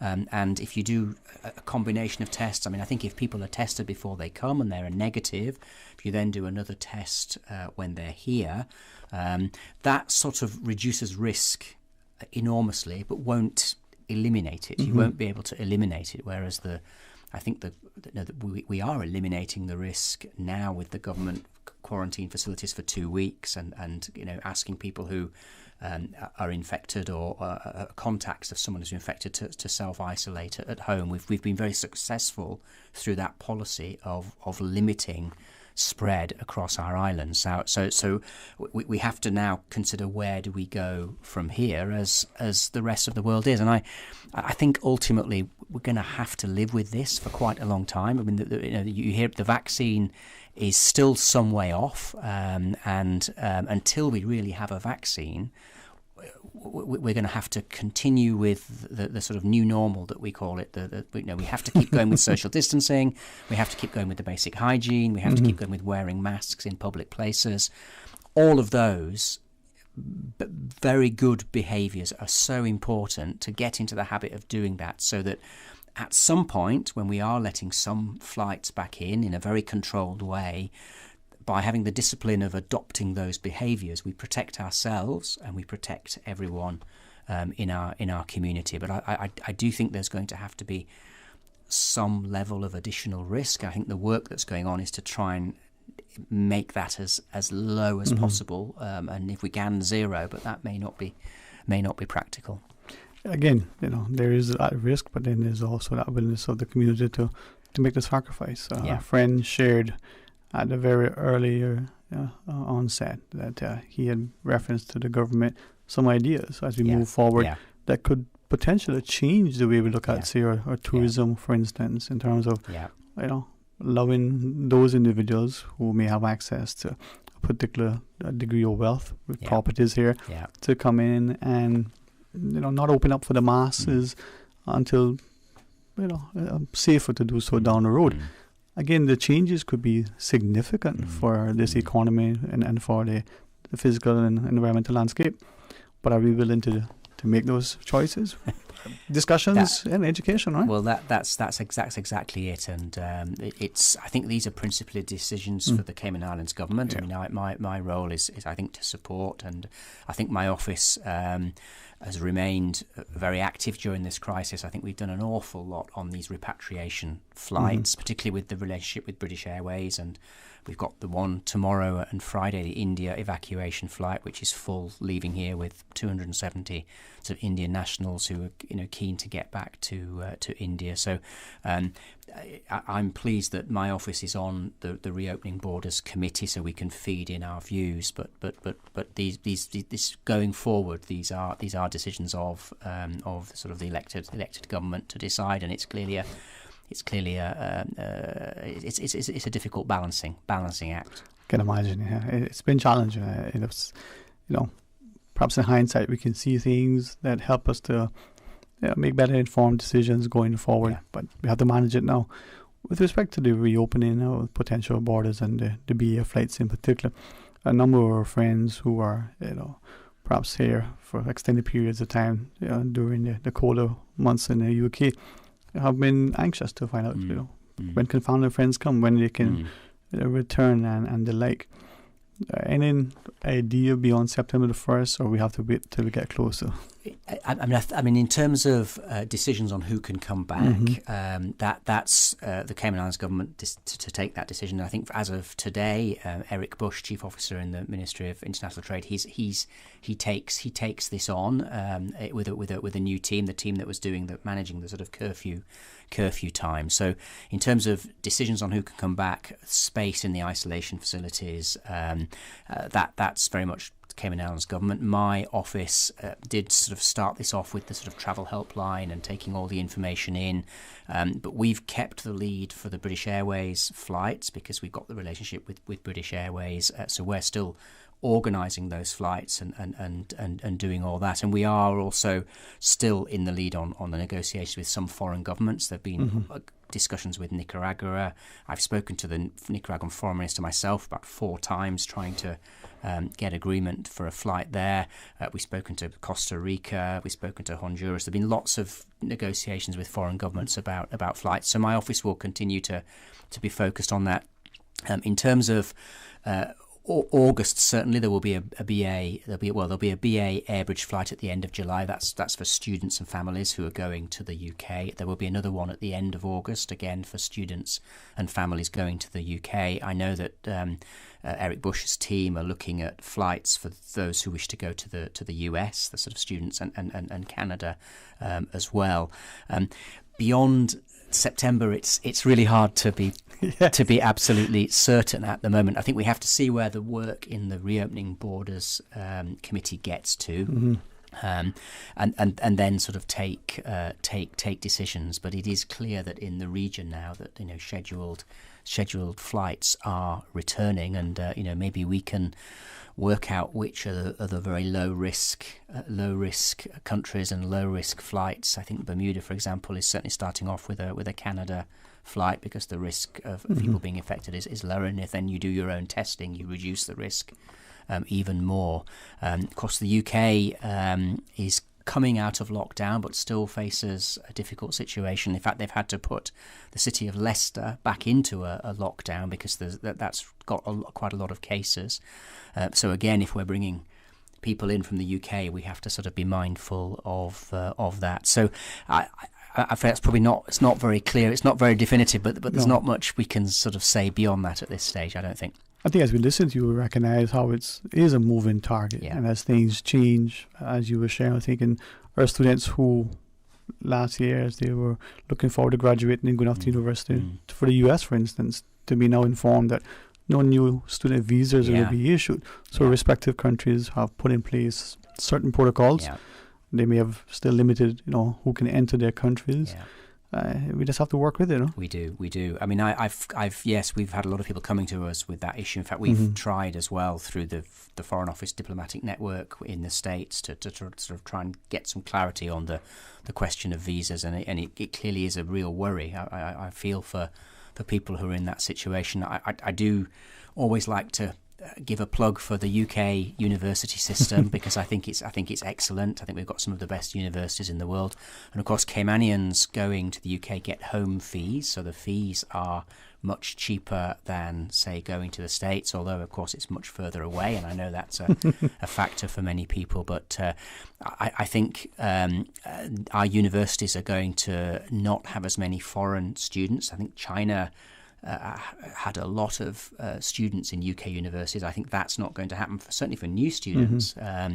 So I think there would be availability at UK universities without any doubt. And if the sort of the US situation and the visas makes it difficult, I hope more people will consider going to university in the UK, because we do have some of the best universities in the world. Well, I hope this doesn't, preclude our students from continuing their tertiary education. Maybe they have to take off. What was it? A gap year that I became familiar with some time ago.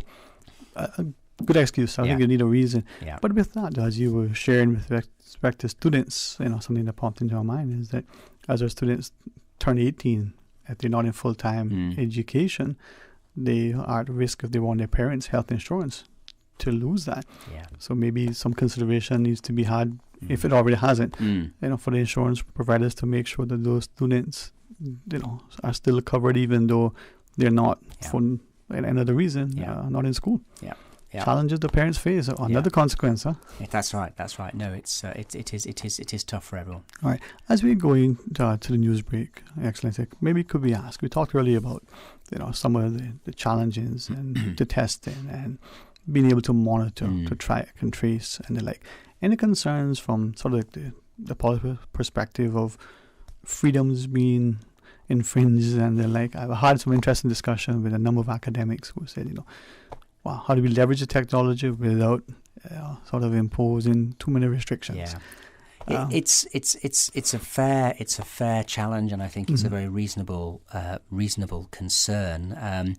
And we do have to be mindful of that. I mean, I was acutely conscious of approving hard curfews, and which is an incredibly draconian measure, actually compelling by law people to stay at home. And I'm clear that we absolutely had every justification for doing that, and I think there are some circumstances where the health concerns and the need to protect everybody in our community do have to take priority over some of the human right concerns. But obviously, one hopes that that's temporary and doesn't have to last very long, and that we can get back to normal. And I think we have pretty much got back to normal for most parts in Cayman. I think there is a question about whether you can make it mandatory, whether some of these technologies are voluntary. But I think we hope that people recognise this is for their benefit and for the benefit of everybody, and that to support our community, that people cooperate. And I think the overwhelming majority of people don't have an issue with that, and see that there is a wider objective which determines the need for these policies at this time. And with that, then, as we look at technologies, whether it's UK is a great example in relation to using facial recognition to be able to watch, the City of London, for instance. But here, what sort of measures have been implemented thus far to be able to use the cameras that we have, facial recognition? We know the press briefing, there was a comment in reference to that. But what do we have? Have we done anything? What are we doing?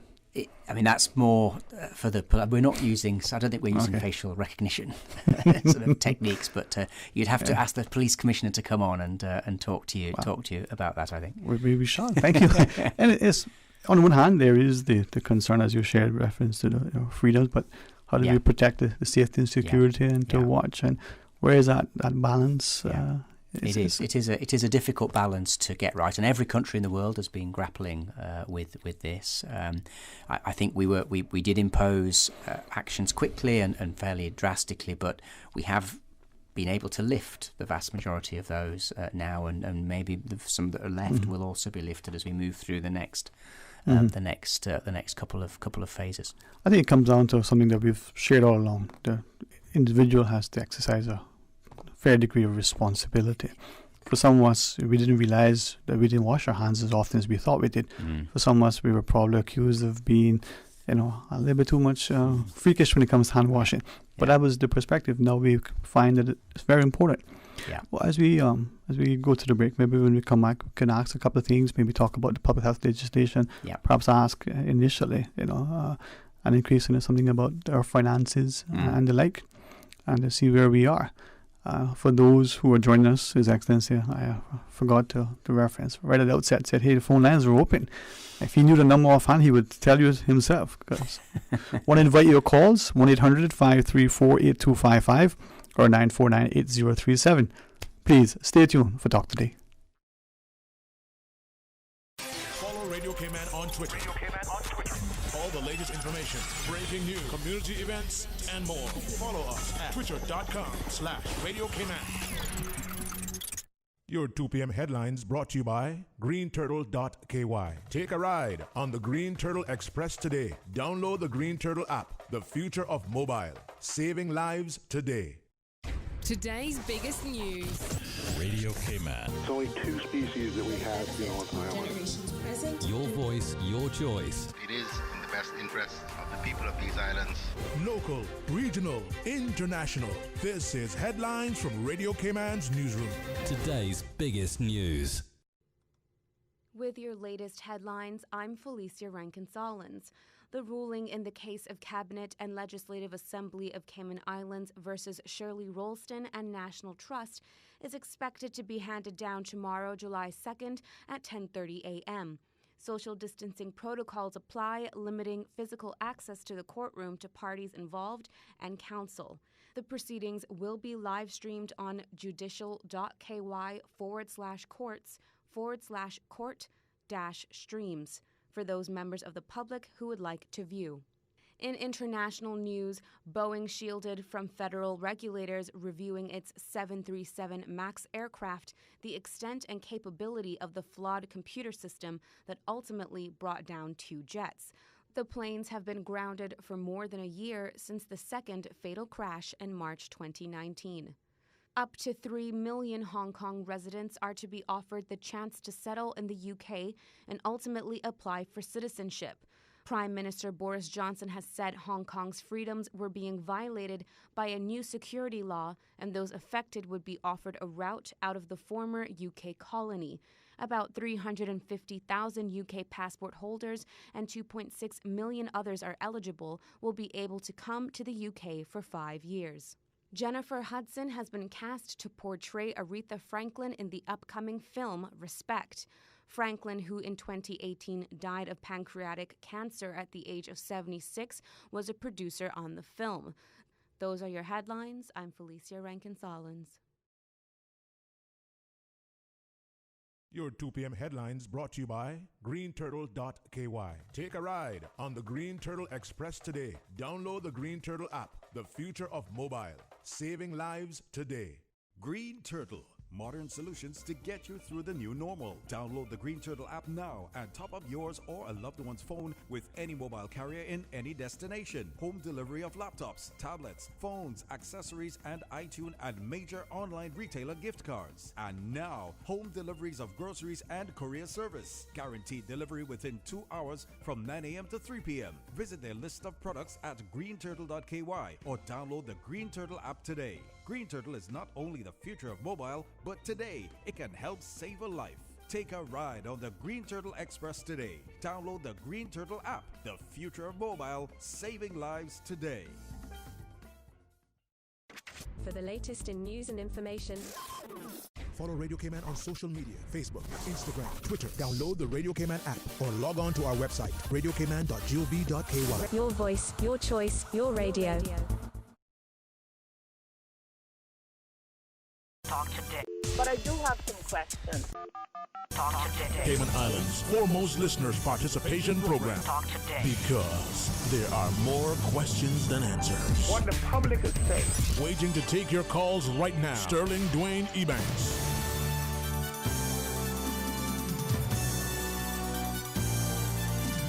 Hey, good afternoon and welcome back. Thank you for joining us. And the phone lines are open as we have the excellent company of His Excellency the Governor with us this afternoon. Again, thank you. For those who want, 949-8037 or 1-800-534-8255. Just prior to the break, though, we were asking about the public health legislation, and a number of us probably just found that there's so much information, and we probably compared public health legislation or whatever version it's called in the UK to Cayman to other jurisdictions. Not a lawyer, and not a physician, but someone shared that within our own public health legislation that there is provisions for mandatory, things to happen, and you can be, taken and given stuff and what have you. Any concerns as we go forward with respect to that being used or maybe abused?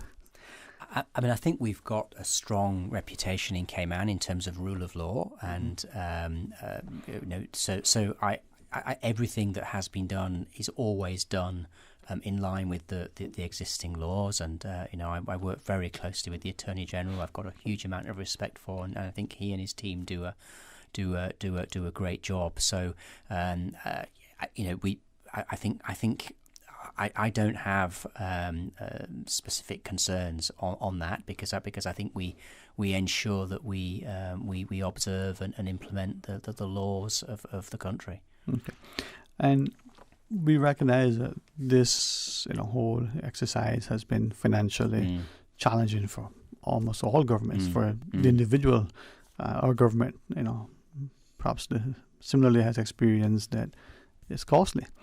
The Honourable Finance Minister indicated that we have, if we want, because of our excellent credit rating, $500 million at our disposal.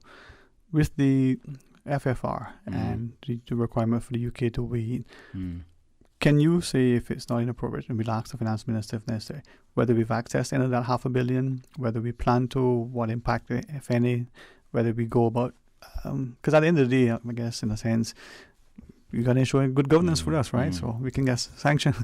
Share with us. Yeah, no, absolutely, and I think we take good governance very seriously in Cayman, and I think Cayman has an outstanding reputation on governance. I think that London as well recognises that in certainly of the last two terms of this government that the economic policies and the fiscal situation has been extremely good. Obviously, this crisis has created massive problems for everybody all over the world. I think the government has been sensible to think about having it's a line of credit so that that money is there if it is needed. There has been consultation with the UK, and the UK is very sympathetic and understands the need to have that flexibility. So the UK is content and has given its agreement to this. I think there need to be further discussions if that line of credit is used in the future. But it's for me it's a sensible prudent measure and good to sort of do it now and get that in place now rather than when you may need it further down the line. So UK has no concerns about that. I think we've recognised that Cayman's fiscal position was extremely strong, certainly compared to many others in the region, and that puts you in as good a starting place to deal with this economic crisis as can be, really. But obviously, with a lot of the income having fallen away due to the sort of impact on tourism, it is going to be very challenging moving forward. And I know the government is working very, very hard on that. So at present, we have accessed it. We haven't sort of have it approved. I think discussions are underway Okay. with the banks. That is really a matter for The the elected finance government. minister. Okay. Yeah. Well, we certainly reach out. I share with you, if he doesn't mind me saying, he's provided excellent stewardship. He's been very, very, not just cordial, but very direct with respect to sharing information with all of us, even as a guest, but even the press briefings. And we're in a good footing. Yeah. It's going to affect our debt service without question, but maybe the UK might say, well, it's deficit spending, but not for this, but you can use it for that. Yeah. Well, we'll see. You will see. I mean, I think it's fair to say the UK. I think the UK has really stepped up in this crisis, actually, more generally, and it's certainly coming to the assistance already of some of the other overseas territories on finance, the ones that are not in the favourable position Cayman found itself in at the start of the crisis in terms of a surplus and the very good state of public finances. And the UK, I think, has stepped up both on the health side. I think they have supported us on some of the testing supplies at key moments, on some of the PPE. Although Cayman has been incredibly successful at doing most of that itself and has procured things from other parts of the world. And the UK did send out the security assistance team to support us, and it's been very useful to have them here. They depart tomorrow at the end of a sort of a 2-month period here. But I think at that time when the situation was quite uncertain, no one quite knew where things were going to go, it was useful to have them here. And a team also went to one of the other overseas territories. But I think the UK support at a challenging time for the UK was there for the overseas territories, and that comes very much from Prime Minister down. The strong sense that our overseas territories are part of the UK family, and we want to have even stronger relationships with all of them, recognising the constitutional relationships. Mm-hmm. Now, with respect to the security assistance team, we've seen the press releases, we've seen some of the photos, we've given information. Can you share more about their role here, their potential future engagement and assistance and the like? Yeah. Well, they do depart tomorrow, so their tour here ends tomorrow. But they've helped us and supported us in a number of areas. So. And because they're sort of military style planners, they're very good at on things like procuring all the medical supplies. They were able to bring some expertise to a sort of a strategic assessment of how you order that and make sure you've got everything that you need over a longer period. So they did some work for us on that. They've helped us on the defence regiment.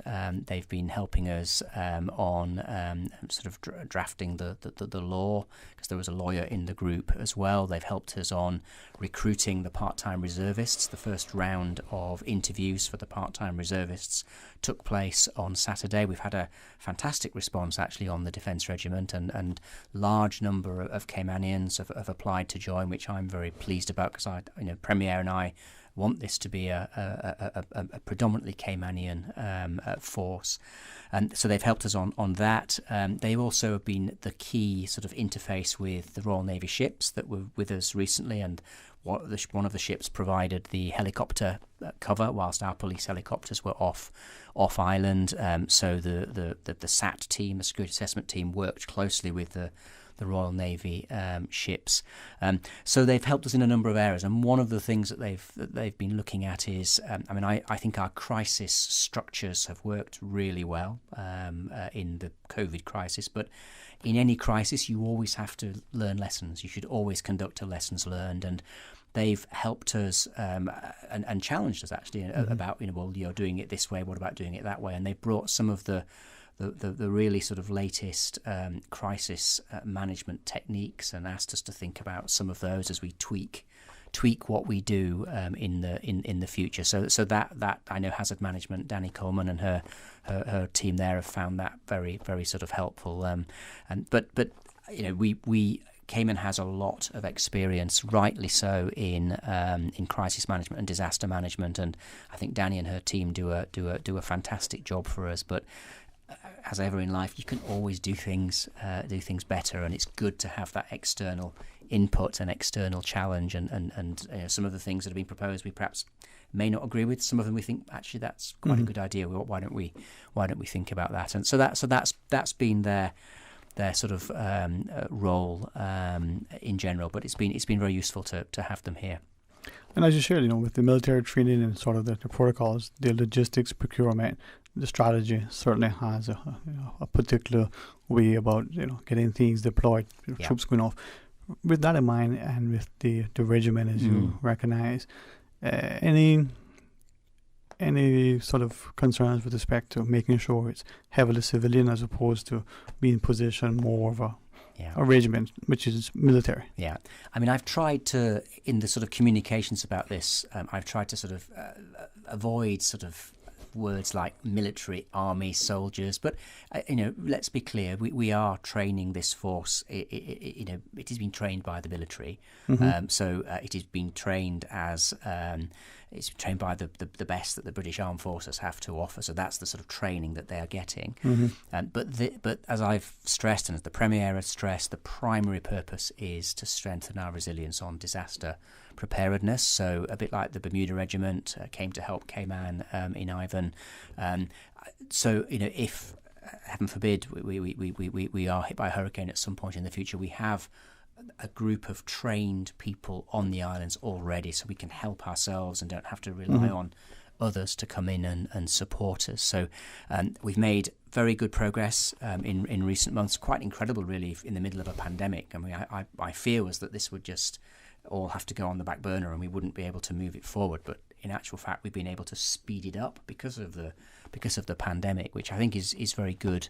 So by the end of August we should have the first 50 part-time reservists having done some quite basic training. Obviously a long way to go, but so they've done their basic training. Our 5 junior officers are still at Sandhurst doing their training. We've got the commander and two senior officers, so we'll have sort of almost 60 people, and by September we should be able to form the Cayman Regiment, and clearly it's about defence in terms of constitutional terms. So that means that it comes under me as governor, but as with the police, there is consultation always. So I would work very closely with the Premier, and if we're in the middle of a crisis, the two of us co-chair the National Hazard Management Executive, which guides the response to the crisis. So how the regiment would be used in that situation would be very much a joint decision, and it's a partnership. As I've said since I stressed that this is all a partnership, and we're all working together in the best interests of Cayman and its people. But I know there have been some concerns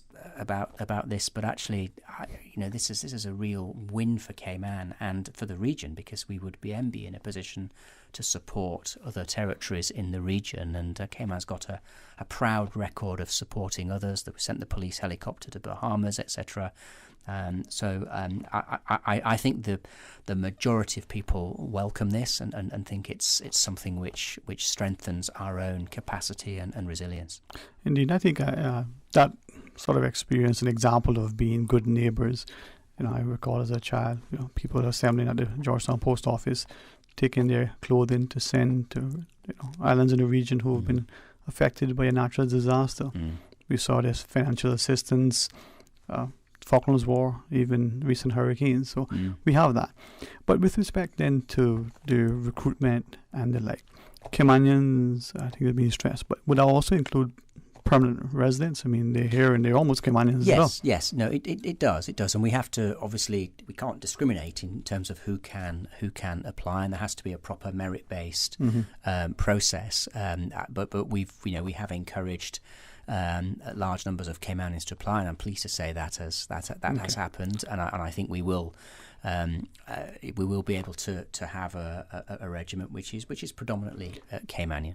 How long before we would have that 50 sort of finalised? Well, we're bringing out a training team from the UK to do, and they will come in, we hope, in the middle of July, still a little bit subject to flights because it's quite challenging, as you know, on flights.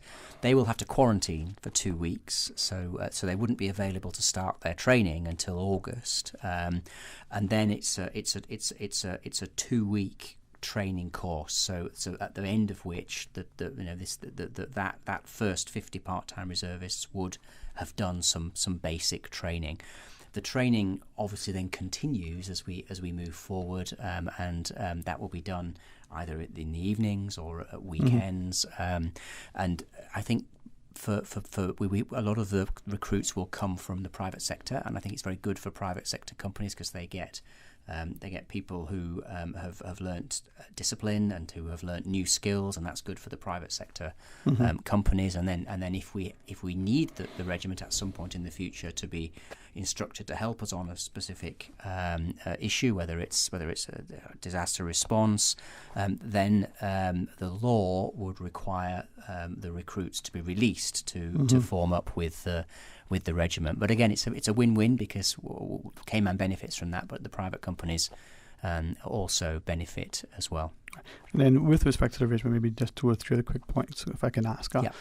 The training, that 2 weeks of training, what would that look like? That would start off. It's basic, the drill. So how you sort of do the marching and the discipline.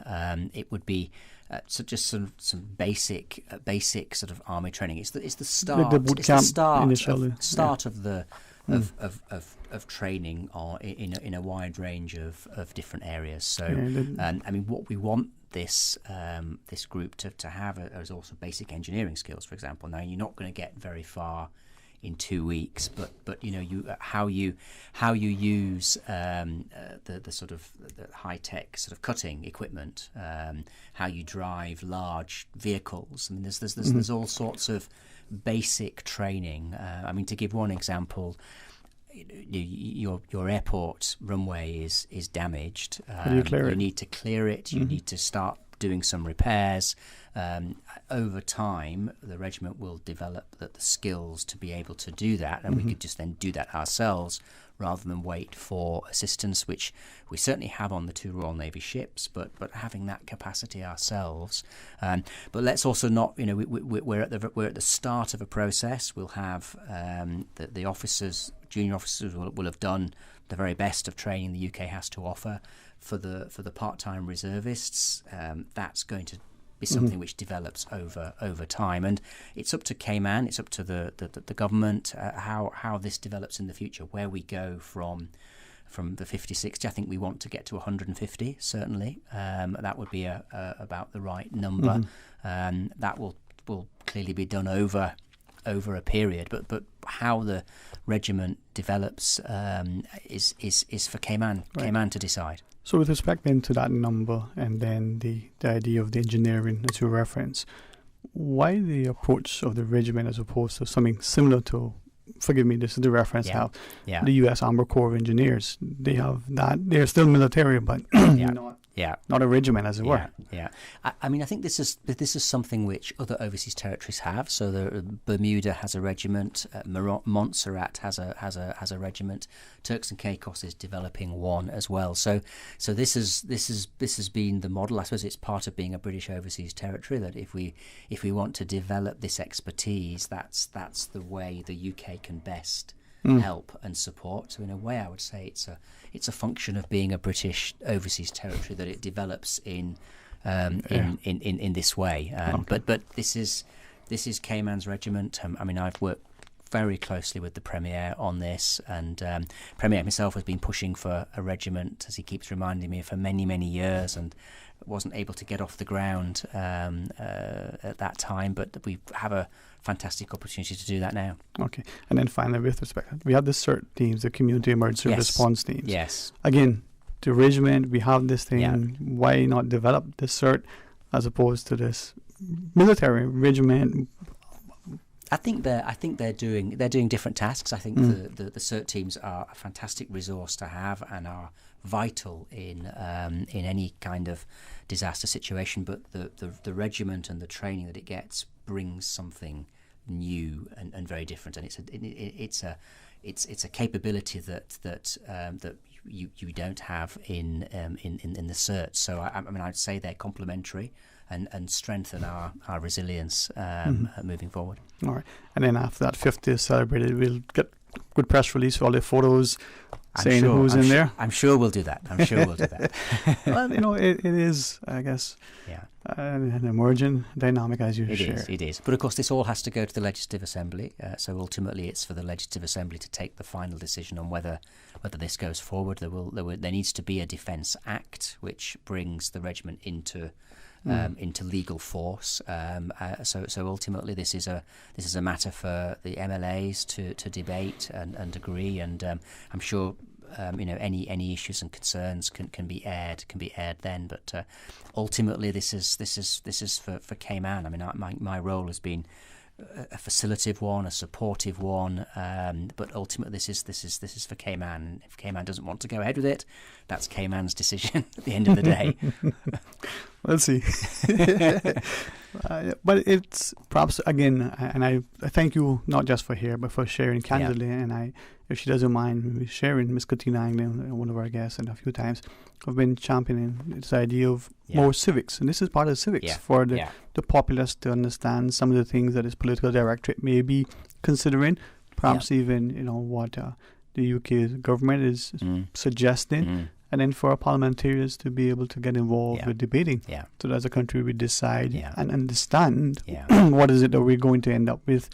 So that it's a good thing. I mean, for some of us, we like this. We like being in uniform. We like military marches and, high-powered rifles. For other of us, we rather a fishing line and, a filter. Yeah, absolutely. But just let me be clear as well, because I've heard some comments about this, which I don't think are accurate. I mean, this is a Cayman regiment, and it's for Cayman to decide how this regiment functions, what it does, and decisions about what the regiment does are for Cayman. It's not the UK. The UK is helping, supporting to get it off the ground, but this is Cayman's regiment, and the ownership of the regiment and the decisions about the role of the regiment and where it helps and where it supports, those are for the people of Cayman to decide. All right. And I appreciate the sharing, but I think perhaps some of them maybe confusing sort of comments that we've heard publicly is that people say, well, if you're being trained in this way, and I think especially in this time where we watch the US and the unfortunate incidents that are occurring there that have always perhaps happened but never been as publicly sort of disclosed. If you're the US police, for instance, have been sort of trained in a militaristic boot camp style training, those measures are going to be employed in their tactics. So, I mean, I think there's a difference as well between the US military sort of style and the sort of British military style. It's very different sort of traditions of how we operate. I mean, I think if you saw what, I don't know whether people saw on television that when the Royal Navy ships came in and they did a landing and an exercise. I mean, those sorts of skills of helping injured people, of moving people around, of being able to sort of clear away debris and the basic sort of engineering skills. That's the sort of thing that we want to develop and have that capacity for. So I think this will be a real bonus and an addition for our islands. Well, I certainly appreciate your Excellency the opportunity and the invitation that you've shared for the public now to, with this and with everything else, to become acutely aware of what is transpiring, to press the media to get questions, to press their MLAs for information, and to appreciate that we're not only paying for this financially, but we're going to be partnering with this as a community. It's good civics to know. Okay. What would you say to us then as we look at the next quarter, whether it's the financial considerations, whether it's the personal sacrifices, whether we're looking at the new educational sort of realities or working environments? I mean, it's an interesting experience for all of us thus far. So what would be some of your sage advice? Well, I think we've gone through a really tough time. It's been 3 months. I think none of us will probably forget the 3 months that we've been through for different reasons. But we've got ourselves into a good position now to try and what I call build back better. So I think it's about trying to. We are going to have to do things differently, but we can try and do things better. So that means these are principally decisions for the government. But in terms of how we move forward and how we rebuild the tourism sector, how we perhaps think about some of the environmental challenges that we face, how we think about the sort of the traffic aspects that we face, all of these questions we can look at afresh because of where we are and the need to basically we have to rebuild. So some things we might do the same, but some things we may do differently. So I think here and across the world there is a really sort of positive opportunity now to reflect on how we live our lives and see whether we can find ways to do things differently. Of course, the economic aspects are going to be really difficult, and I do really sort of feel for a lot of people out there who are struggling economically because they may have lost their jobs or their industry is not as it was sort of pre-pandemic. So I think the focus has to be very much on the economy and making sure we get the economy back up to as close to what it was previously as quickly as we can. But that has to be a primary focus. But it does give you an opportunity to think about some of these wider issues as well. I think as you share that, it comes down to all of us then to having pride in our country, being willing to make that continued sacrifice as we serve the interests of each other and the long-term benefit of the country. Yeah. Yeah, so. and I think Cayman can be very proud of what it's done over the last 3 months and where we've got ourselves to. It's been an incredible effort by so many people and everybody out there in the community who's had to make sacrifices and has had to go through a very, very tough time. So. We've got ourselves into a good place. A lot of work to do, but we can go into it, I think, with confidence and belief in our ability. And Cayman has bounced back many times. It's bounced back after Ivan. It's bounced back before, and I've got every confidence that the really resourceful people in these islands will do exactly that. Amen. A resilient, resourceful people who have incredible resolve. Yeah. So as long as we continue to exhibit respect for self and for each other, we can achieve so much. Yeah. Thank you, and to your office, sir, please extend our greatest appreciation for arranging this discussion and for you for always being so gracious and hospitable and coming on and sharing with us. So it's only Wednesday. I think it's July, is it? It is July the 1st, yes, it is. Second half of the year. It's going to be a better year. Yeah. Better year. All right. Thank you very much. Blessings It's been a pleasure. to you, sir. Okay. And to our listeners, please join us again tomorrow. We're honored to be able to welcome Miss Lisa Scott. She's going to share with us about the documentary for Miss Leila. It is just going to be fantastic. So that's scheduled for tomorrow. Honored to be able to come here again in the studio and we invite you to be a part of it. Until then, be blessed.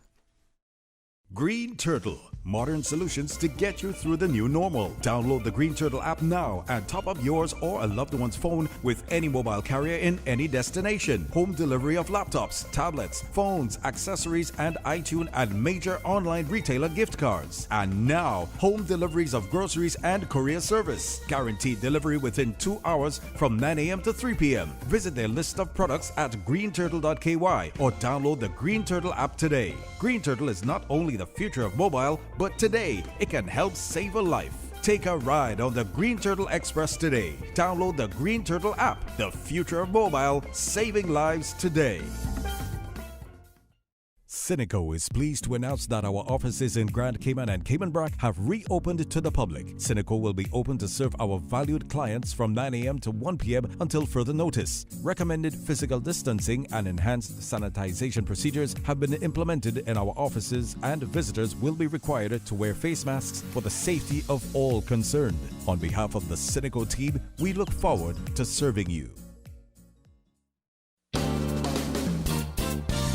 Talk Today is brought to you by Fidelity Bank. For all your banking needs, visit fidelitygroup.com. Fidelity, we're good for you. Also brought to you by greenturtle.ky. Take a ride on the Green Turtle Express today. Download the Green Turtle app. The future of mobile. Saving lives today.